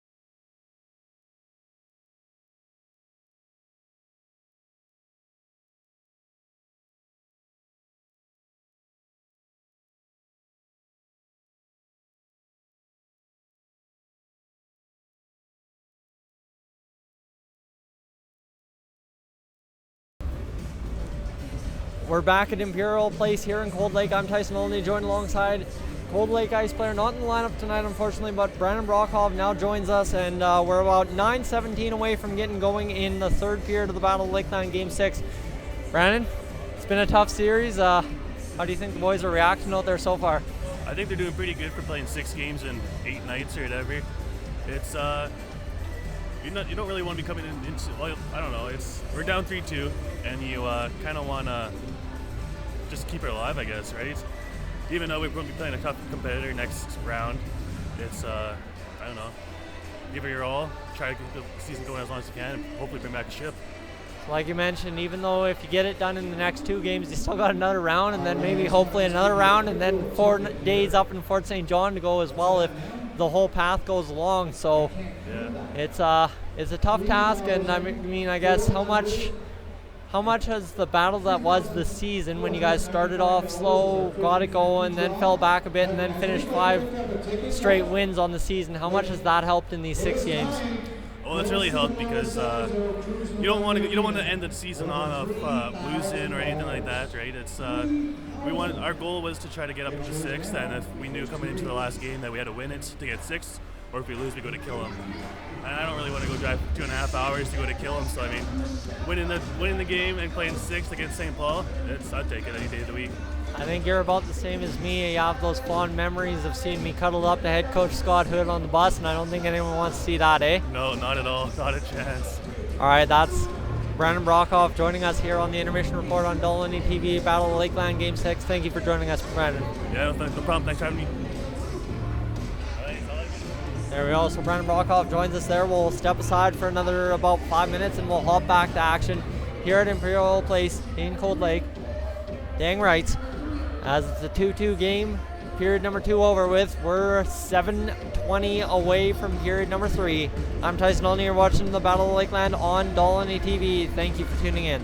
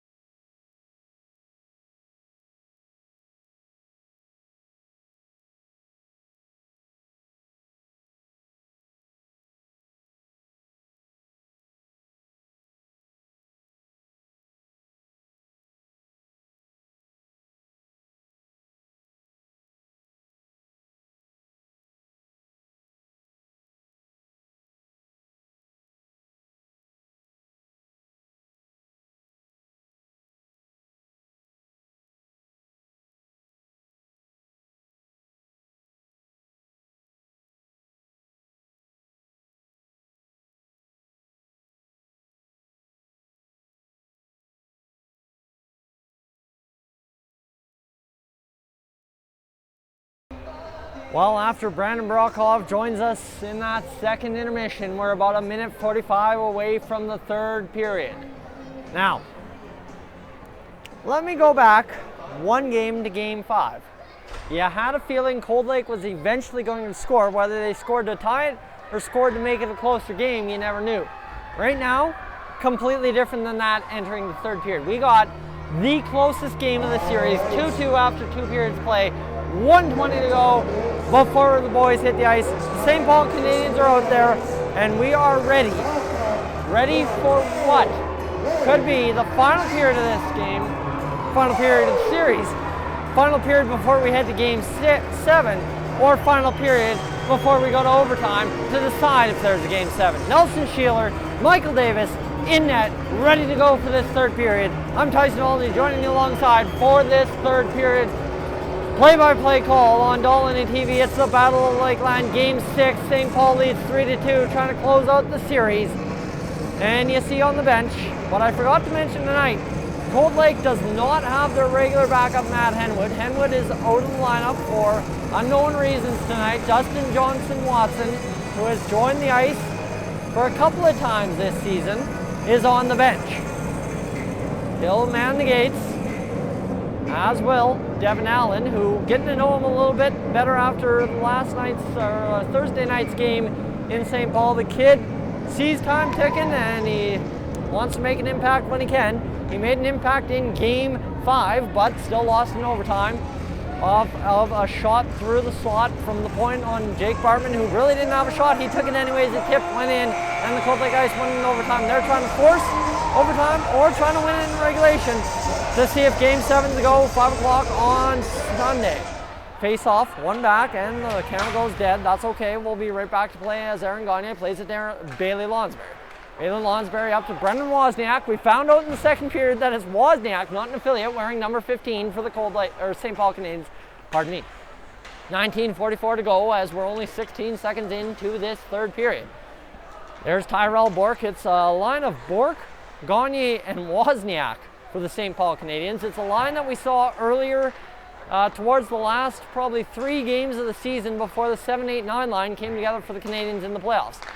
Now with Roy out of the lineup, obviously you have to make edits to the lines. Tyrell Bork flips it, and Bray Howard will run Bork in, and Asta Savage and Bork are going at it in front of the bench. Now Howitt's going to run 2 guys around. And holy moly, someone is about to walk away tonight with close to $2,000 in their pocket minimum. It's a $3,825 50-50 pot. You want to break down the math on that? That's $1,900 in the pocket of one lucky fan here in Cold Lake tonight. That's what I said on other pregame shows tonight.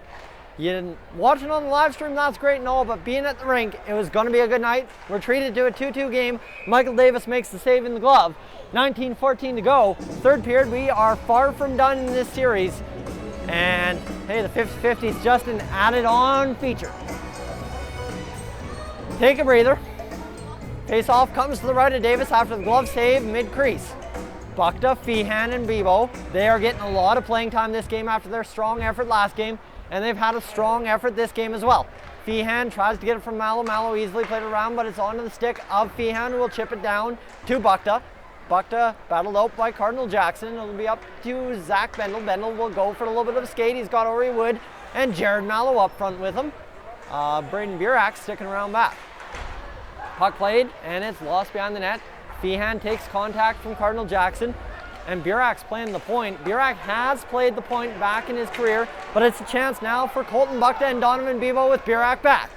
Feehan takes a shot, misses far wide. Actually, that was Bebo, pardon me.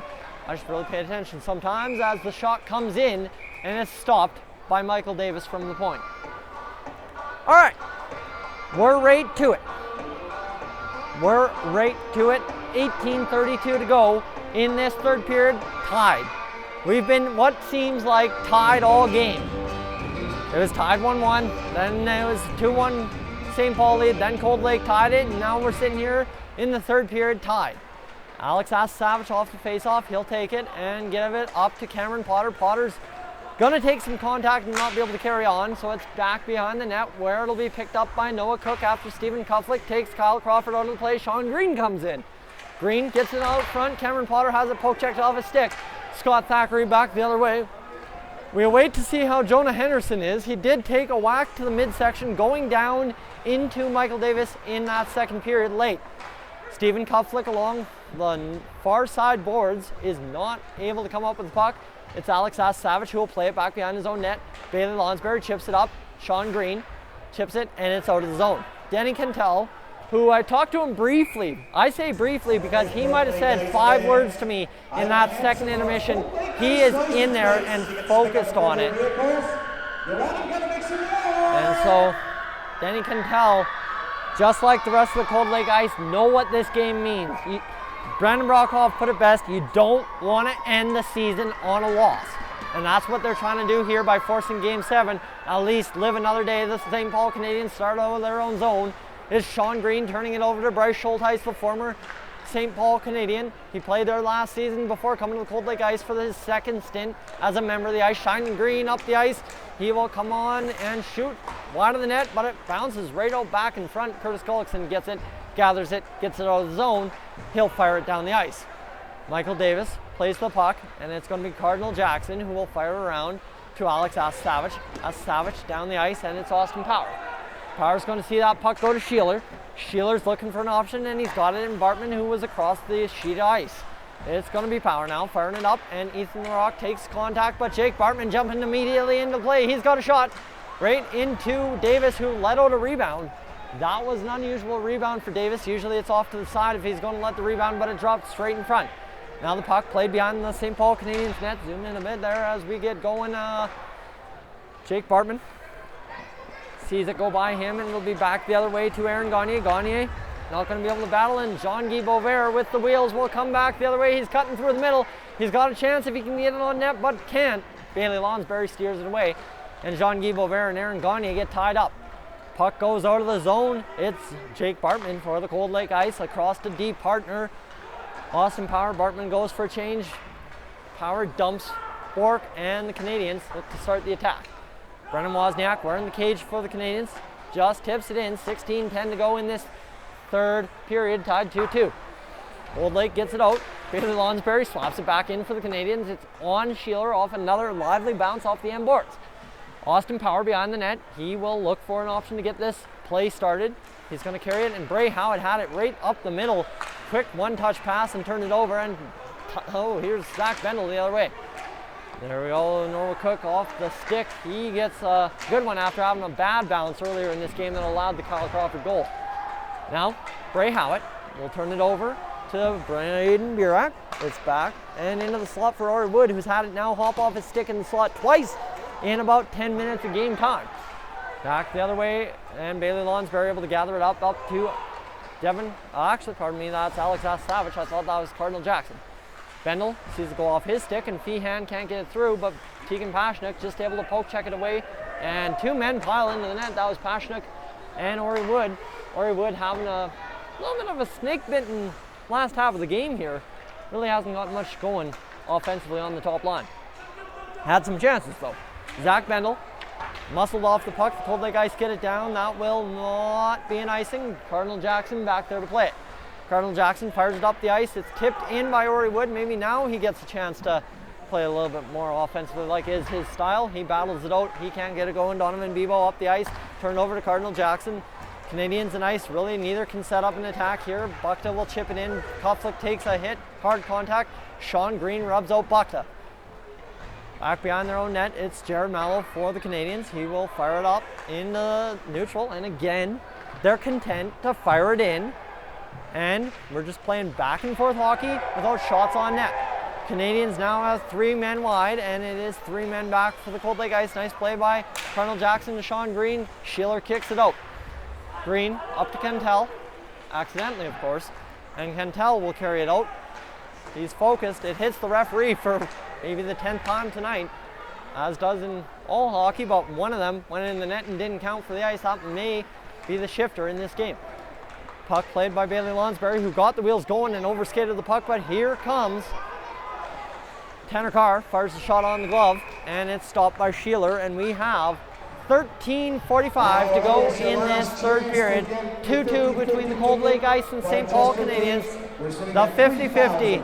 They need $30 to make it a $2,000 take-home here in Cold Lake tonight, and how about that? They get it as it jumps $90 to $4,060. Austin Power behind his own net goes up the ice to Bryce Schulteis. Schulteis carries it, and he's got wheels into the zone, chips it backhand, and squeak through Davis, and almost found the back of the net on Curtis Gullickson's stick. Bailey Lonsberry behind his own net gets it up to Wozniak. Wozniak fires it across to Bork, and Bartman will fire it back in. A lot of hemming each other in their own zones, trying to tire out the troops, playing chase in hockey. Curtis Whitney, former Cold Lake Ice captain, definitely made sure to get his 50-50. Curtis Whitney, well, if we go to overtime, we'll grab him. We'll have to let him know that, though. And Jake Bartman will go, dump it off, and we'll talk to Whitney about the senior Pontiacs if we can. Shot bumbled on net, and man, Tyrell Bork gives the rough go there, lost his stick, and now he's got some words to say to Jake Bartman. He has battled Bartman all night. And okay, now we got some mixing up going. Howitt and Savage into it. Gagne had thrown a shot at Howitt. Bork and Power going at it.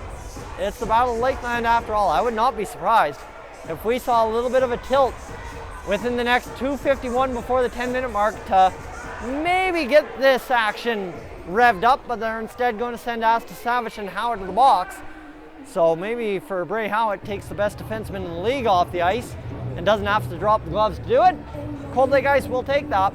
Now, you got to get out of your own zone and get it down the ice if you want to score. And the St. Paul Canadiens got to win a face-off and control if they want to score. Both teams have an impossible task ahead of them in this third period, as both teams have proven to be very strong defensively. A couple of chances, but everybody gets rubbed out, and the goaltenders have been absolutely spectacular in the late going. Jean-Guy Boisvert against who else? Braden Burak in the face-off dot for the St. Paul Canadiens. Boisvert ties it up, it's in the skates, and Ori Wood comes along the boards and gets it out. Shane Whitney will meet it there against Zach Bendel, and Bendel wins that battle. It's out into the slot against Ori Wood, who scores! Ori Wood breaks the deadlock, and it is 3-2 for the St. Paul Canadiens on that tally. Okay. So there you go. That's the one bounce it took.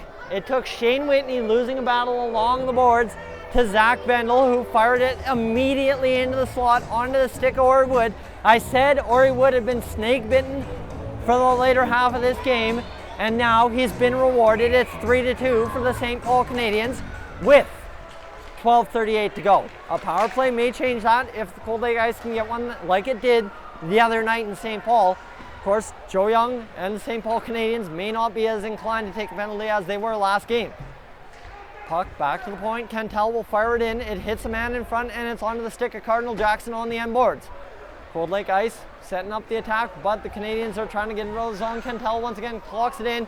Doesn't get the shot he'd like. Fires it in, and off the stick of Bukta or Mallow in front, wide of the net. It had an open net to hit, but it just didn't take the right bounce for the ice. Now, chance, and it's Ori Wood once again looking for his second goal. He'll fire it wide. A stick check by Noah Cook. The affiliate once again comes up clutch for the Cold Lake Ice, and the Ice will turn it back. Feehan plays the puck out of the zone. Lonsberry fires it in over top of Sheeler's glove. That could have been scary if it would have hit his glove. Who knows where it would have bounced. Cameron Potter behind the net looks to set up the attack. He's got a chance to do it, and he gets it back to the point to Bailey Lonsberry, who finds Zach Bendel down low. Bendel, Burak, and Potter out there for the Canadiens up front. Evan Feehan. And they will get it across. Here comes Donovan Bevo. It's the most dangerous line the Cold Lake Ice have had the last two games. Now, especially when you mark that Jonah Henderson is indefinitely out of this game. Shot on net, whacked there, and Zach Bendel comes up with the puck. Austin Power fires it in. And we'll find out the assists on the Wood goal. Bendel gets the assist, and 29 Burak gets the assist as well. Burak was obviously the guy who fired around the boards. It was a hopeless play at first, and then it found the stick of Bendel after Bendel beat Whitney to the puck, fired it across the slot. Ori Wood, no mistake in that slot, fired it past Sheeler, and we got a 3-2 St. Paul Canadiens lead. With 10:59 to go, we're about midway through the third period of play here in Cold Lake at Imperial Place in Game 6. The Canadiens hold the 3-2 lead in this series as well. Austin Bauer, the shot on net into the midsection of, well, that's Michael Davis in net. I've said that enough times tonight. And we are set for one another crazy finish. 10:51 to go. I mean, Cold Lake guys got it done in the third period in St. Paul the other night with 6:50 something to go. So it's going to be Colton Bukta centering the top line. Actually, Bryce Schulteis centering the quote-unquote top line for the Cold Lake Ice in between Kuflick and Kuflick scores! A knuckle puck over top of Michael Davis. I told you we're in for a finish. It's 3-3. 10:46 to go in this third period. Stephen Kuflick off a scramble draw gets another huge goal. I was saying they're the top line. They're the top line for a reason. 3-3 we go. Okay. Might as well have a little bit of fun with it, why don't we? Media timeout coming out. We'll step aside during the media timeout. I need to go find another bottle of water. As 10:39, the seconds tick down. Overtime once again looms large after that goal ties things up from Stephen Kuflick off the face-off in the Canadian zone. It's Alex Savage carrying it out for the Canadiens, who you can imagine are absolutely hungry for another goal. The Let's Go Ice chants getting going. You haven't heard those in the playoffs? Well, since maybe a series against the Wainwright Bison in 2015. Ethan the Rock scores! John Giebel there across Ethan the Rock. And it's 10-10. In this third period, it's 4-3 for the Cold Lake Ice. So give us a series, why don't you? Both teams not giving an inch in this one. And the Cold Lake Ice now rally back-to-back goals, 4-3 between the Ice and Canadiens in this. Now we are almost late going. This game's evolving and evolving fast. The Cold Lake Ice jump back-to-back goals, kind of similar to what Ori Wood did in Game 4 here at Imperial Place. The Canadiens start back the other way. Zach Bendel around the defender, Tegan Pashnik. He's still got it, fire on. And Braden Burak had two cracks, couldn't get it. Zach Bendel cracking the slot, doesn't get it. Shane Whitney up to Tegan Pashnik. The ice are wide. Bray Howard up, he's on the box. Shot on net, Michael Davis makes a save. And LaRock had razor thin margins to make that goal, but he did it. Zach Bendel up as Beauvert and Curtis Gullickson get the assist on the LaRock goal. We are in. I thought we were in for a finish with a 3-3 game. How about a Cold Lake lead late in this third period? They are yet to win a game in this series in regulation. They've taken two 3-2 victories in overtime. That's what forced Game 6 here in Cold Lake. The other night in St. Paul, it was Jake Bartman with a shot on net. Not sure if he got the goal or somebody tipped it in front. Who knows? Who will ever know? All I know is, like I said, we're in for a finish. 4-3 for the Cold Lake Ice. 9:12 to go. Face off to the left of Nelson Sheeler. It's Aaron Gagne, Brendan Wozniak, and Tyrell Bork for the St. Paul Canadiens. Gagne fires it on net, but missed. And it's chipped up and out as Savage throws it. They're going to call it an onside play. That's okay. We've had enough that were onside plays and called offside this series. That'll let one go by if maybe it wasn't. Shane Whitney goes the other way. He'll try and turn past Bork, but it gets run into the linesman. And the Canadiens control behind their own net. They'll work out on an attack. Wozniak pokes it right onto the stick of Austin Power, who pokes it back into the Canadian zone. Canadiens have had a couple more chances than they did in that second period in this third. Here is a smooth skating Alex Savage through the zone, gets stopped at, well, probably just short of the circles in the offensive zone by Jake Bartman, who turns it now to Austin Power. You can feel the Ice fans have a little bit more faith than they did a few moments ago. They've had a lot of faith this game. Of course, the boys had faith knowing what they could do in that overtime game. And now it's a matter of closing it out for the Cold Lake Ice, and it's a matter of getting right back into it for the St. Paul Canadiens. Kyle Crawford, a goal scorer in this game for the Canadiens out there. Sean Green gets rubbed out hard by Jake Bartlett. Evan Feehan across, misses Jean-Guy Boisvert, but it's onto the stick of Donovan Bibeau, who lost it, and it was fired back down. Won't be an icing. 66 of you guys watching from home, tuning in to what's going to be an exciting finish with 7:45 to go. We await the media timeout when I get to take a breath. Jake Bartman fires a shot, high riser up over top of the net. Austin Power at the other blue line is able to get it back in. Jake Bartman playing a little bit of forward here. Of course, Evan Feehan changing, and in comes Stephen Kuflick, the last goal scorer. Made it a 4-3 game. Kuflick has been an absolute MVP for the Cold Lake Ice in this, well, series. Are we going to see the media timeout? And we're going to see the media timeout, maybe. Nope, they're going to call the face-off. So neither team willing to give it. And we're going to continue playing hockey with 7:26. Face-off to the left of Michael Davis. Colton Buckton wins it off the draw. Stephen Kuflick fires it straight up into the air, into the slot. Canadians get it out. It's down the ice. It's Nelson Schiller with the puck. Handles it right onto the stick of Denny Kentel. Kentel now fires it up, and it's down the ice to Davis. So both goalies have touched it within the last 5 seconds. Alex Savage behind the net. He'll fire it up. Zach Bendel across, and Ori Wood overskates it, but it was deflected by Buraxo for good reason. Denny Kentel down the ice. He's got Bendel chasing him. Bendel, well, he's been good. Everybody on that top line's been good all of a sudden on that Ori Wood goal. Colton Buckta chasing it the other way. Bailey Lonsberry giving him everything, rubs him out. Scott Thackeray on the goal, or on the puck. He's got a goal for the Cold Lake Ice. Ethan the Rock down the boards, and it's right into the slot onto the stick of Braden Burak. I'll take a second to slow down. Ori Wood the other way. He gets Zach Bendel in flight. Bendel, 3 guys checking him. Now Noah Cook with the puck. If you're just joining us, Cold Lake Ice were down 3-2 about 5 minutes ago, and now it's a 4-3 Cold Lake Ice game after 2 quick goals. There we go. Are we going to have the media timeout? We're going to keep it going. All right, keep it going. 6:21 to go. How large is that Game 7 looming right now? Camera goes out briefly, but we're right back to it. It's Aaron Gagne versus Bryce Schulteis in the face-off dot. Of course, Schulteis' line mates have goals. Yeah, it's Scott Thackeray and Ethan the Rock out there for the Cold Lake Ice. And now all of a sudden Gullickson gets on, and it's a normal 4th line for the Cold Lake Ice. They're deep in the St. Paul Canadian zone.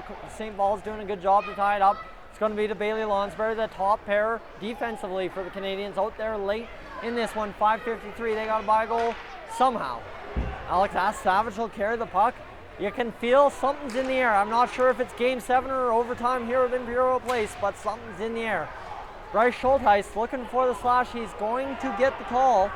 And I may think that maybe, it's going for the Cold Lake Ice. So it's going to be a power play late. John Giebelver fires it on Davis. Puck's loose in the crease, and they'll whistle it down because the ref lost sight of the puck. And we're going to have a slashing call here. And with 5:31, 4-3, the score for the Cold Lake Ice. Take a breather, and we're going to have the media timeout now. I'm going to step aside for a quick second.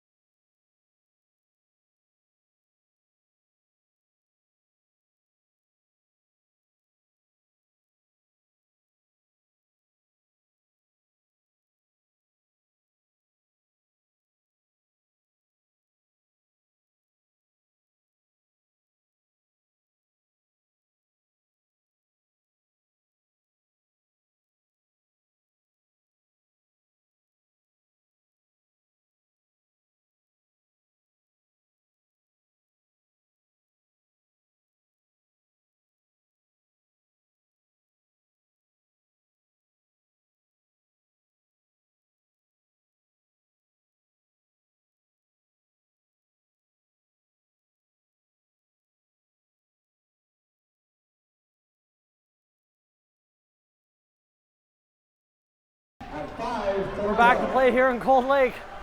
Quick run turns into a long one. Donovan Bebo gets around the boards. Jared Mallow with the puck now. He'll fire it in. It's a penalty kill for the St. Paul Canadiens. Brought to you by Julie's Fine Cuisine. Donovan Bebo can't get the puck across. Now it's 7 p.m. Up to Colton Buckta. Buck will carry it in across the blue line. Technical difficulties make for you to go out of breath, eh? Yeah. As the puck's down the ice. 1:22 to go in the penalty to the St. Paul Canadiens, the Cold Lake ice. They get one Puck more goes here. down the ice. Never know what could happen. Donovan Bebo looking for the puck. He's knocked off it by Zach Bendel, who's got Austin Howard just in front of him. Howard's able to get up the puck.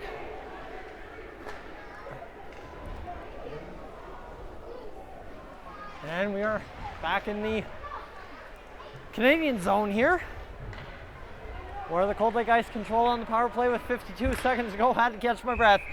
4:20 left in this third period. What a period it's been.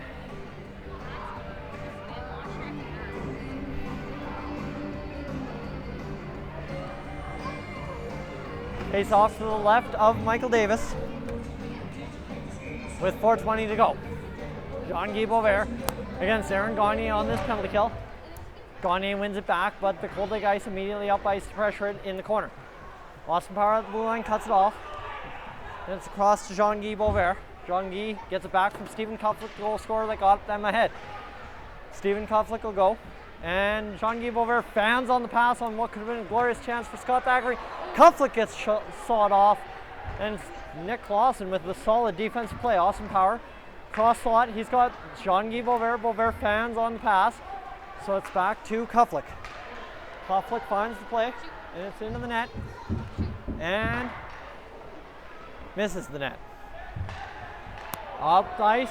Ori Wood gets taken out. And what a hit there to keep a chance from happening. Here the penalty is over. 3:29 to play. The St. Paul Canadiens back to full strength. Noah Cook goes up the ice. It's Shane Whitney. Shane Whitney with Noah Cook and Bray Howard on his wings. Noah Cook retreats back to the blue line. He's got the puck. He'll fire it. Shot deflected by Bray Howard. Now the Canadiens try to get it out of the zone. They'll be back, and Tyrell Bork's got a chance. He wires a shot off the stick of Nelson Sheeler. A strong positional save there. Back to the point, it's Jared Mallow who will be content to fire it in off the legs of Bryce Schultz into the corner of Tegan Paschnik. 2:55 to go. Oh man, I ain't cursing it yet because I would love a game 7. Back behind their own net, Devin Cardinal Jackson gets taken out by, here we go, never mind. We'll start back the other way. Brennan Wozniak can't get it past Colton Buckta, and Buckta will carry it back the other way for the Cold Lake Ice. Buckta able to wrist it just off the blocker of Michael Davis. 4 Canadians back against the 1-4 checker Buckta for the Cold Lake Ice. St. Paul needs to set up an attack here and get some pressure going. A power play could help if they can get it going. And Bailey Lonsberry will be up the boards. He'll fire it in. And Nelson Sheeler with the puck. Sheeler down the boards. He'll fire it up to Bevo, and it's onto the stick of Jean-Guy Beauvert, who tries to get past but can't. Puck's in the neutral. And now down the ice into the Canadian zone. 1:58 to go. The Cold Lake Ice down by 1 goal, score 2 unanswered to lead 4-3 in this late third period. Now it's Alex Asavich. He'll risk the shot. Strong shot into the midsection of Nelson Sheeler. And we've got a face-off to Sheeler's left with 1:46. And pardon me, it is St. Paul down by 1 goal, 4-3 for the Cold Lake Ice. Get going too fast and I don't realize what I'm saying sometimes. That's all right. It is, after all. Yeah, fast-paced game. I can't say that enough. Timeout, most likely for the Cold Lake Ice. We'll hear from which side it came out. St. Paul. That bald-headed coach keeps getting redder and redder and redder. So, for Demasak, after that hit, just inside the St. Paul Canadian zone. Pretty upset, clearly looking for the penalty call, didn't get it. He will not even approach the huddle.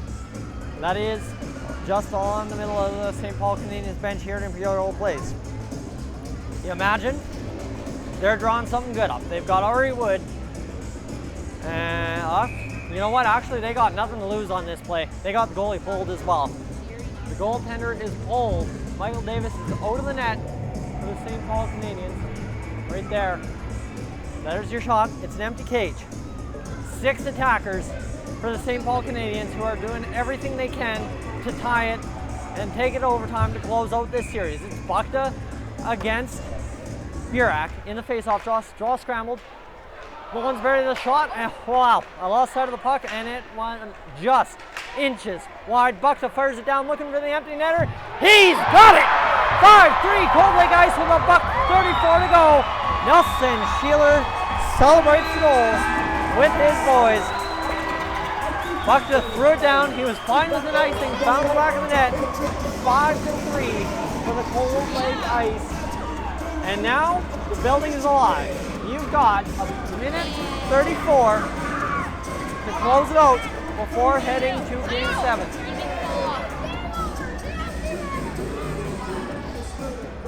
Face off at center ice, Bukta. After that goal, wins another. It's picked off there by Savage. I've seen a lot of crazy things happen here at Imperial Place. There's a goal for Zach Bendel. That's what I'm talking about. I was just about to say, I've seen a 2-goal comeback before in the playoffs here. And right there is answer number 1 is 5-4 for the Cold Lake Ice. 10 seconds later after the Bukta tally. So you wanted a Game 7, but hold on a minute. We got a minute 24 to go. And the St. Paul Canadiens are not going to go away. Nelson Sheeler, you got to imagine that goal may play with his head a little bit. I don't know. I'm not a goalie, never was a goalie. Hopefully, for me, I'm wrong. Or because, like I said, I'm not cheering for either team. I'm cheering for Game 7 because this series deserves it all the way. Aaron Gagne gets it in the zone, but there goes Michael Davis once again to the bench. He's got a bad call. It's John Giebel flipping it in the neutral zone. Bailey Lonsberg mishandles it. We've got a minute to play. Alex Savage carries it in. He gets taken out there. Keegan Pashnuk doing everything he can to get the puck. 54 seconds to go. Burak plays the puck. Ray Howard behind his own net. There's 3 Canadians down low. 4th one right in front of the net. Now Burak's there. Alex Savage looking for Burak.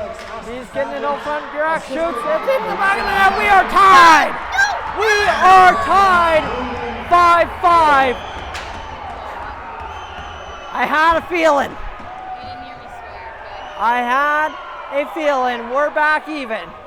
That is this series. 5-5.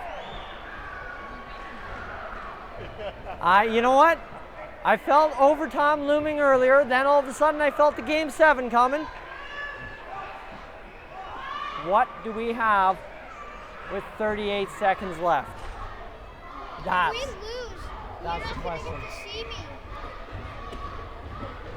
That's the question. 5-5. The Cold Lake Ice call their timeout.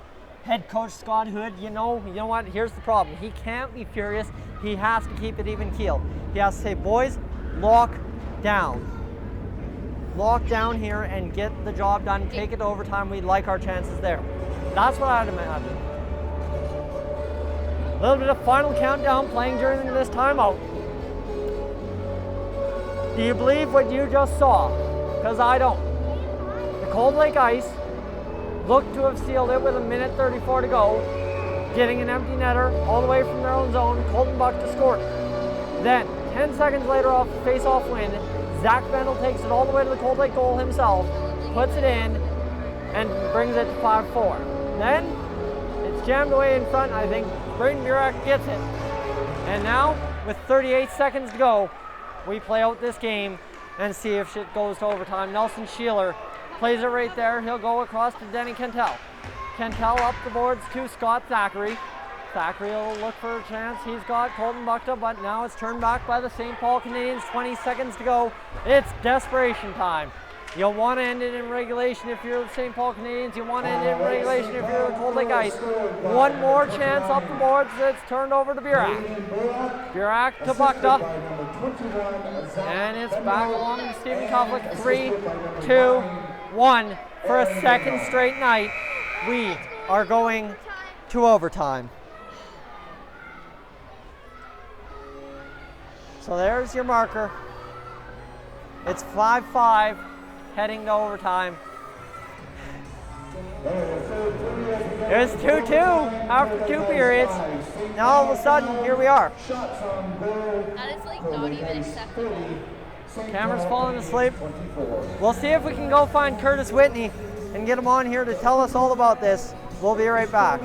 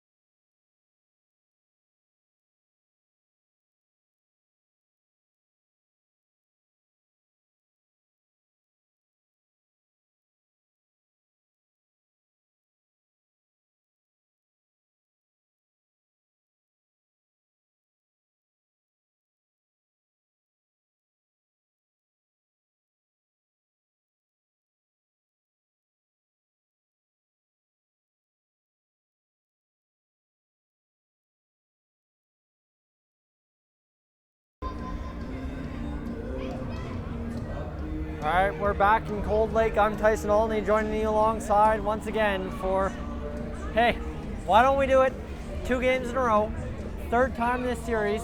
It's game 6, tied 5-5, the biggest offensive output the Cold Lake Ice have had all series, and we're still heading to overtime. That's just this series. You know what? Finally the goals come around for both teams, and they're in a dead heat still. It don't matter. It can be tight checking, tight scoring, and it can still be 5-5. The goaltenders, even though they've been phenomenal, it is headed to overtime. Well, here's the story. There was 1:34 left after Colton Buckta scored the 5th Cold Lake Ice goal, which put him up 5-3. Then, within the span of 10 seconds, the St. Paul Canadiens score a goal off a rush, off a face-off win by Zach Bendel. So Bendel brings it 5-4, and then it's a mad scramble in front of the Cold Lake Ice net. You knew that when I said there were 3 guys low, that something was going to give. And it did. Braden Burak on the 5th chance in front, jammed it home, tied it 5-5. That's where we sit with 3:50 to go before we hit overtime. Like I said, when that 5th goal was scored, can you believe what you just saw? Because I can. And I will repeat that all night until another goal goes in the net and we determine if we're going to Game 7 at the Clancy Richard Arena at 5 o'clock tomorrow afternoon, or if the series ends here, handshakes, and the St. Paul Canadiens move on to play the Killam Wheat Kings. If you've got a guess, your guess is as good as mine.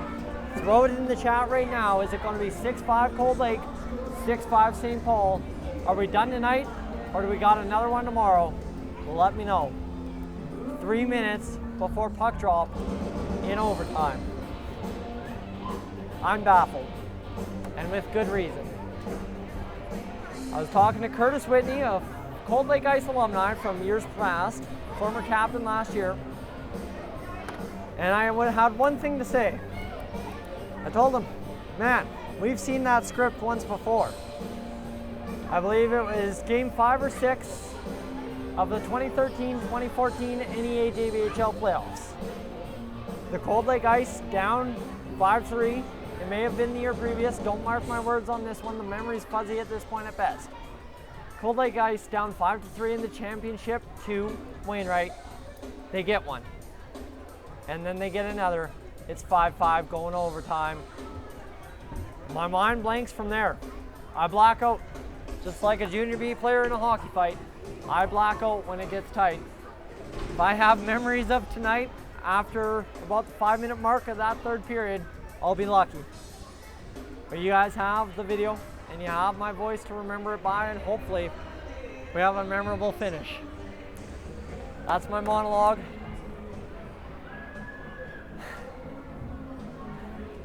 I can't ask for much more. It's been a trying season at best. Both teams struggled out of the gate, found themselves, lost themselves, got themselves again. Let's get ready and make some noise. And I'll let the mic carry you home.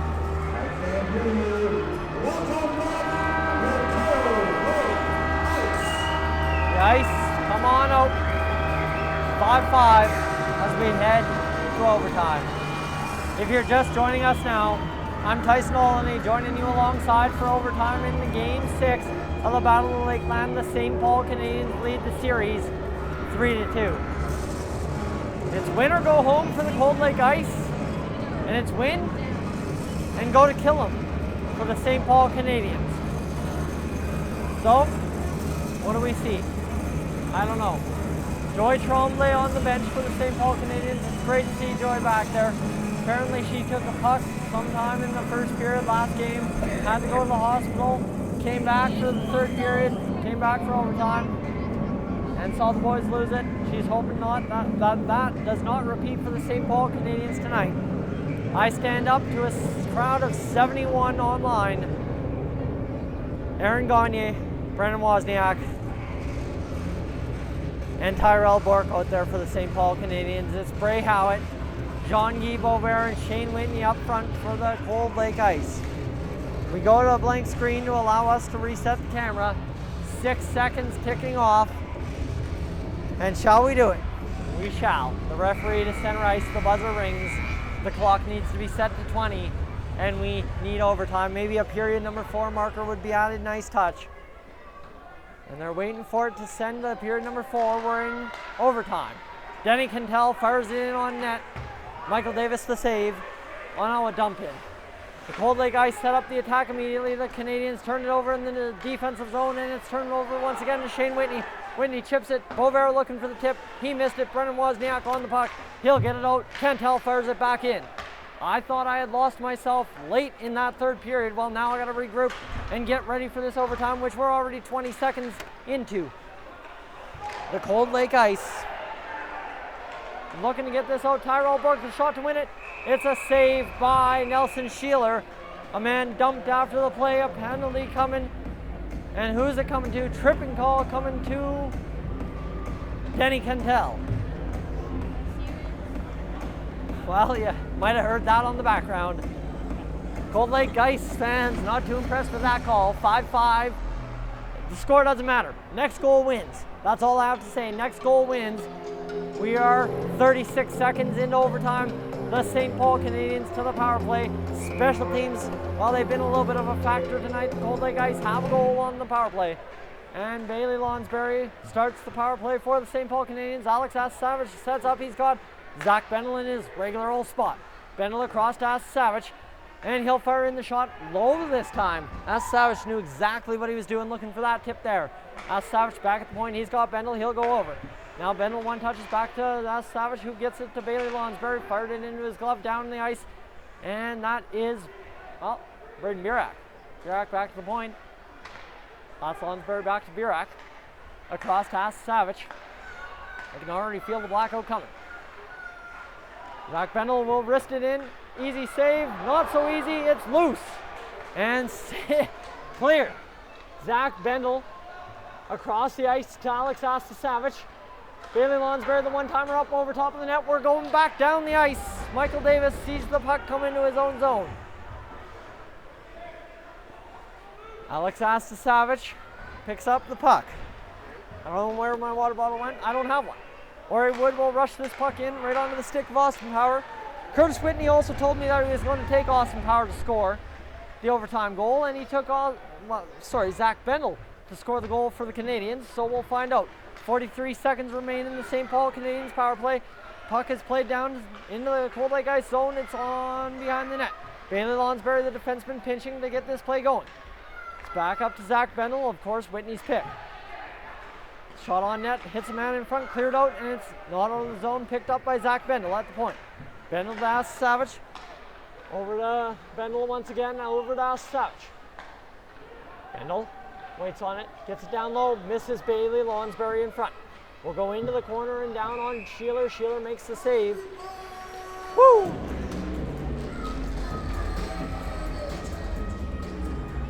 Take a breath. We're 2 minutes and 20 seconds into overtime. Made it farther than the other game, that's for sure. It's Aaron Gagne versus Jean-Guy Vauvert in the face-off dot. Next goal wins. Who's going to take it? Not too sure. Shot on net. Tyrell Bork sees it blocked in front. Jared Mello will wrist it on. A knuckle puck saved by Sheeler. Shot doesn't get out of the zone. Jean-Guy Vauvert tries to get it out. It's played out by Austin Power. The fans making noise. I'm not even sure if it's noise one way or the other. It's just noise at this point for the boys. Devin Cardinal Jackson across to Jared Mello. Mello will play it up to, well, it misses Brennan Wozniak, and it's down on the Cole Greenwood stick. Greenwood up to Howard. It's picked off, and it's back to the blue line. Played up by Bork. Bork's line has seen a lot of ice time early. Played across, and Jean-Guy Vauvert is going to go for a skate. He's got a chance. Just get it on net, maybe. He'll play it back. Shot on net. Blocked. Berman the shot. Saved by Michael Davis. Puck now played. Denny Cantel interfering with Devin Cardinal Jackson. That gets it free to Shane Whitney, who sees it turned over to Jackson. Cardinal Jackson looking for the puck. Bray Howitt trying to free himself. It's played up and on the stick of Denny Cantel. Tyrell Bork on the stick of Brennan Wozniak. They have literally seen every second of ice time this period. Dead tired, they go for a change, but that rests the 4th unit for the St. Paul Canadiens. Okay, so they send out the 4th unit. They're sending a message. It's Buckta. He's got a goal, but it was an empty netter, so hasn't solved Michael Davis tonight. Puck played up to Cameron Potter. Potter wanted to be a difference maker in this series. His chance to be one by scoring a goal is out there, or setting a goal up, who knows. Austin Power carries the puck out of the Cold Lake ice zone, and it's onto the stick of Stephen Kuflick, who's broken down the wing. He's got Bailey Lonsberry. He'll chip a shot off the blocker of Davis. That might have hit a stick. Puck played back down onto Davis. He'll steer it clear to Bailey Lonsberry's stick. Buckta gives chase, and it's Feehan, Kuflick, and Buckta. Crawford, Potter, and Green. Puck played down all the way. It's icing. And I can take a breath. 88 of you watching live here on Dolynny TV. We've got to finish. Next goal wins. We're in overtime, just about 4.5 minutes through the first overtime period. 91 now joining in. Thank you so much. This is the Battle of Lakeland on Dolynny TV. It's Kyle Crawford against Jean-Guy Beauvert. That line's been out there a while. It's back to the point. It's Jake Bartman. He's looking for the same old shot from the point that won the game last time around. It's stopped this time and into the neutral ice. It's Bartman picking it up, has trouble. It's going to go all the way back to the end boards. Bartman fires it up. It's to Schulteis. Schulteis goes down. This is game 6. So if the ice score, we go to game 7. If not, the series is over and the St. Paul Canadiens play the Killam Wheat Kings at a time to be determined later. Jared Mello behind his own net. Picks up the puck, pass picked off by Scott Thackeray, gets it in front, Bryce Schulteis, puck lays in front of the net, Davis made the save. Puck out, now it's rushed back the other way, Braden Burek will go down. He's got a chance, shot across, Zach Bendel, stopped by Sheeler. End-to-end action here in this overtime period. Bendel fires across, picked off by Jake Bartman, the top D pair for the Cold Lake Ice. Well, D-man, I guess you could say Jake Bartman.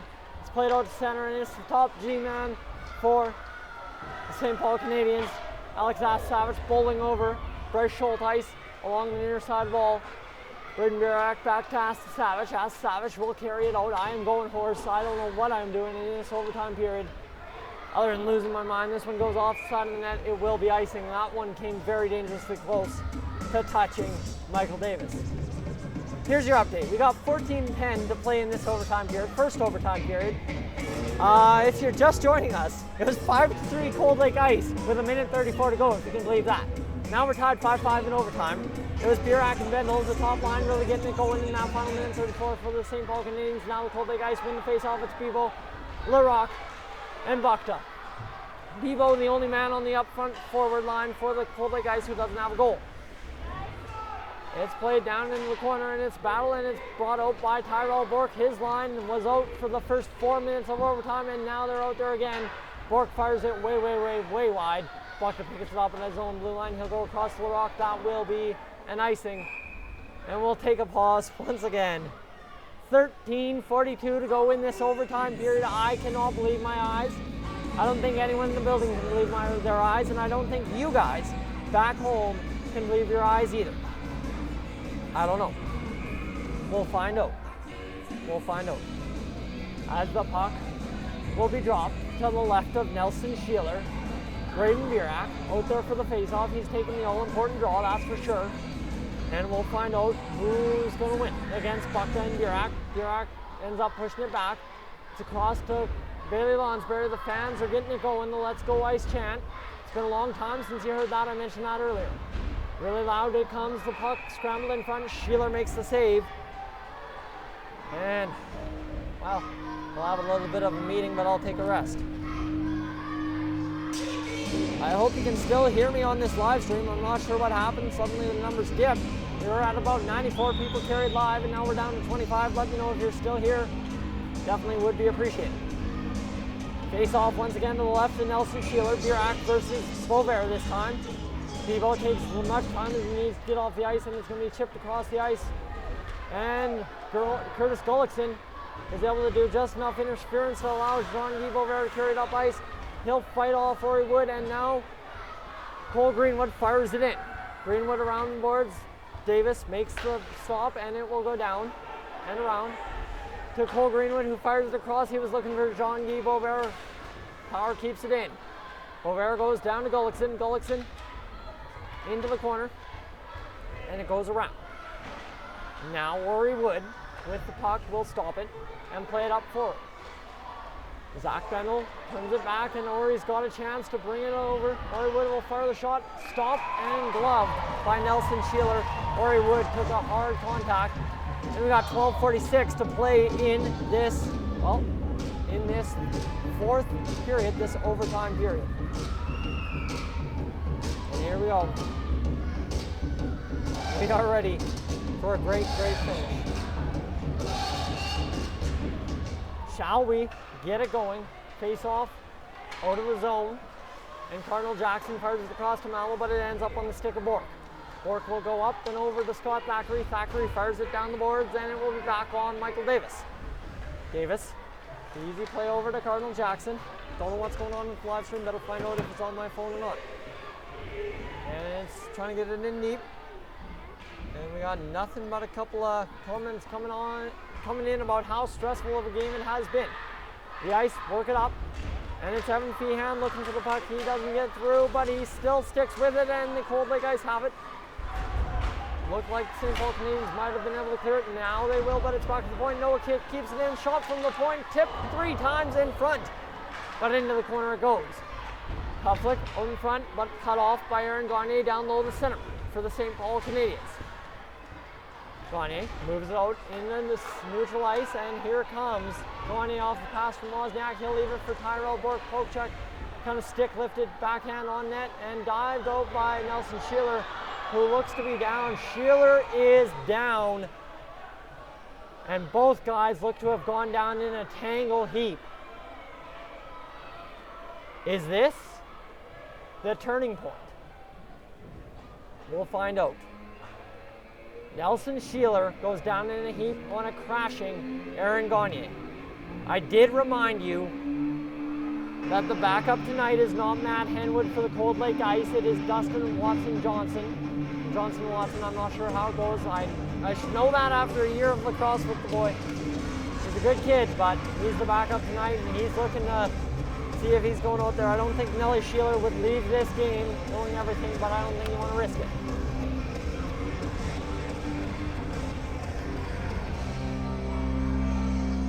We'll try and get a shot at Dustin Johnson-Watson on the bench. Yeah. Goalie on the bench for the Ice. So there's Johnson-Watson. Dusty, as they affectionately call him. He's just sitting it out, and you know what? You'll see him banging the bench. That means Sheeler is staying in. We are ready to go with 11:36 to go in this overtime period. The next goal wins. I don't care. I don't care about the score. That's just what got us here. Now, it's whoever buries the puck next. And we'll find that out maybe after this face-off, maybe after another 2, maybe after another 3, maybe in another overtime period, who knows. Sheeler sharp on that save. Fired in from the point that time was by Alex Savage. Barker can't get it going, but now he's got it. He'll carry it in on the backhand. Bray Howard fires it, and puck finds in front, and Davis. Right position, right time, makes the save.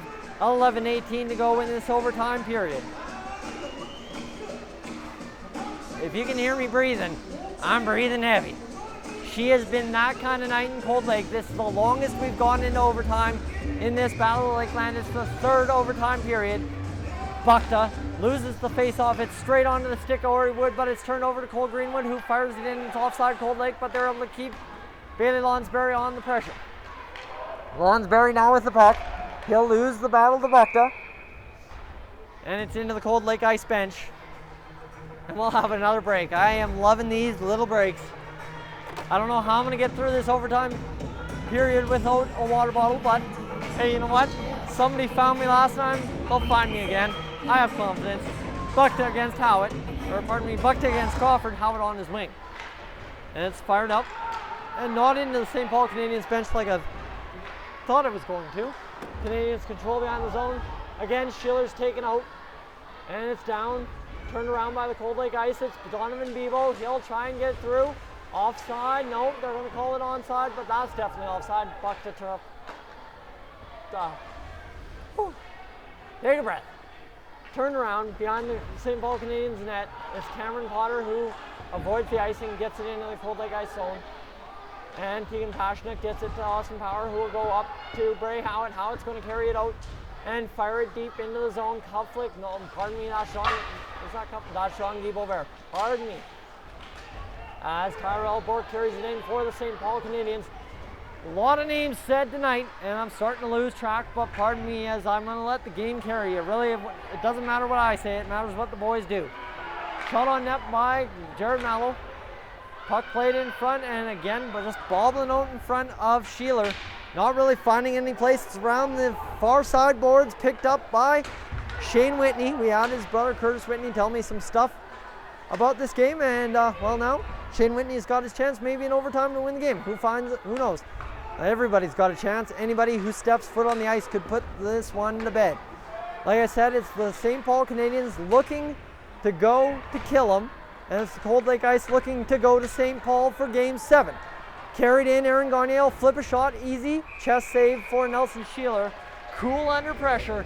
9:29 to go. Are you ready to jump? Maybe I am. I'm ready to jump when this game's over. I could use a break. This one is 7:30 start. We're just nearing 10:22. We'll take the media timeout, which means I'm going to take a chair, go silent for a few seconds, and join you back in about a minute's time.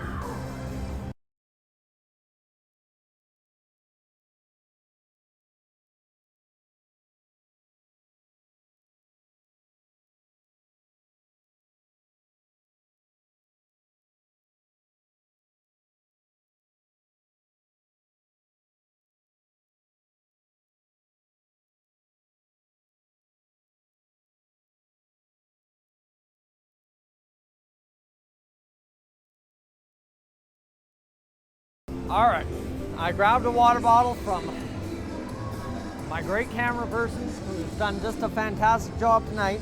Can't thank him enough. We're back to action. I'm about 5 seconds from standing up, and we're about 10 seconds from dropping the puck with 9:29 to go in overtime. Next goal wins. I don't care about the score. You see it on the screen. I don't have to tell it to you. You've got eyeballs, I've got a mouth. We're gonna go for it. Let's go. Face off, lost by Bryce Schultheis. Braden Burak. I didn't even have to say who it was. You know, if it's a face-off win for the St. Paul Canadiens, it's Braden Burak. And here we go. Scott Thackeray fans on getting it out, but it just curls enough. Here's the puck played back to Cardinal Jackson.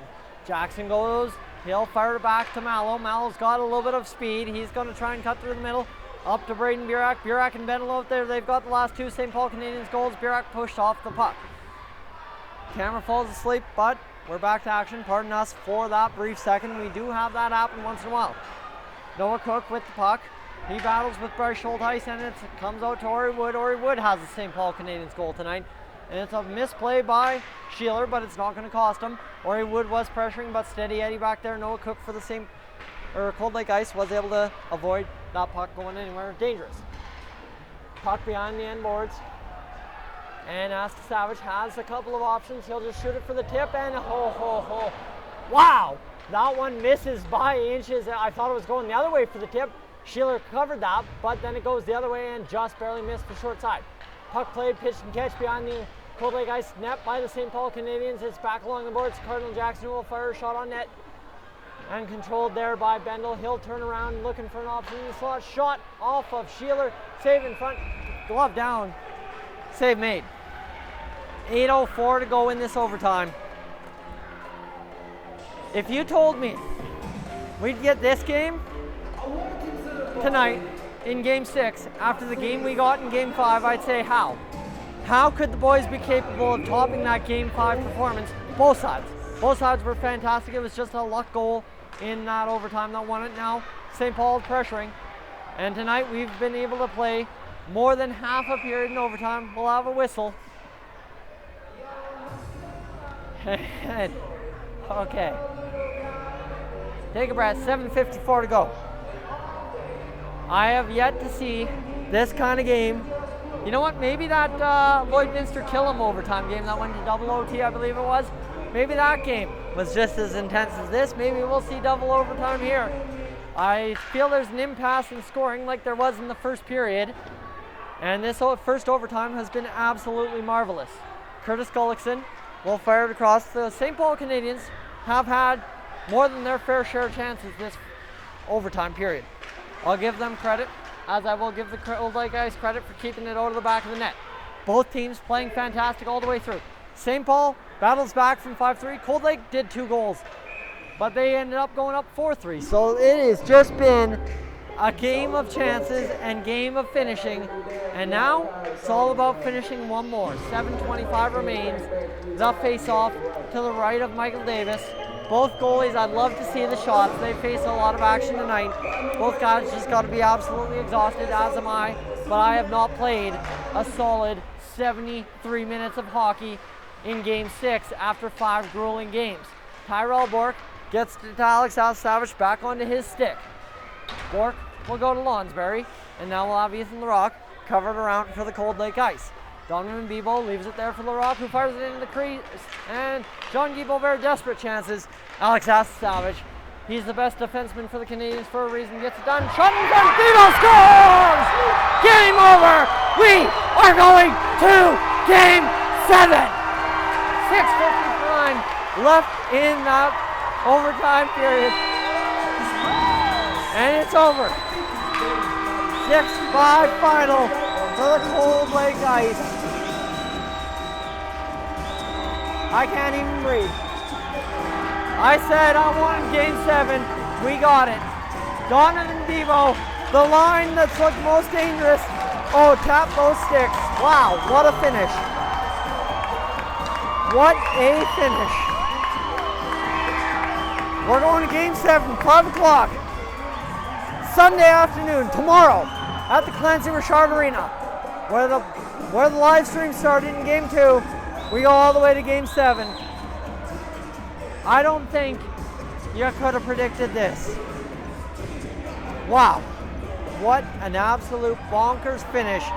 St. Paul goes the gutty effort to tie it, 5-5, go to overtime. We take 13 minutes and 1 second, a mad scramble in front of Michael Davis to decide it, and for the second game in a row, the Cold Lake Ice pull off an overtime victory, and we are headed back to St. Paul.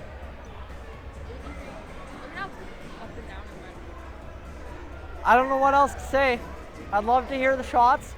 That's about what I'd love to hear. We've got the 3 stars coming. It'll all be Cold Lake Ice. That's how they do it here. But wow.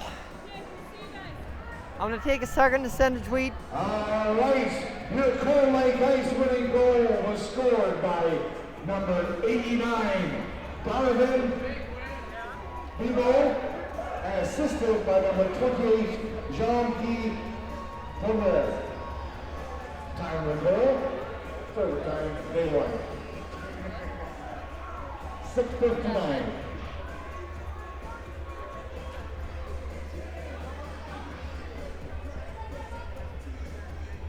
All right, time now for your 3 stars, brought to you by the Royal Canadian Legion. Your 3rd star tonight, from your Cold Lake Ice, number 28, Jean-Guy Beauvert. All right. Well, shall I debrief you? Stop, Thackeray. We shall. Let's do it. And do it.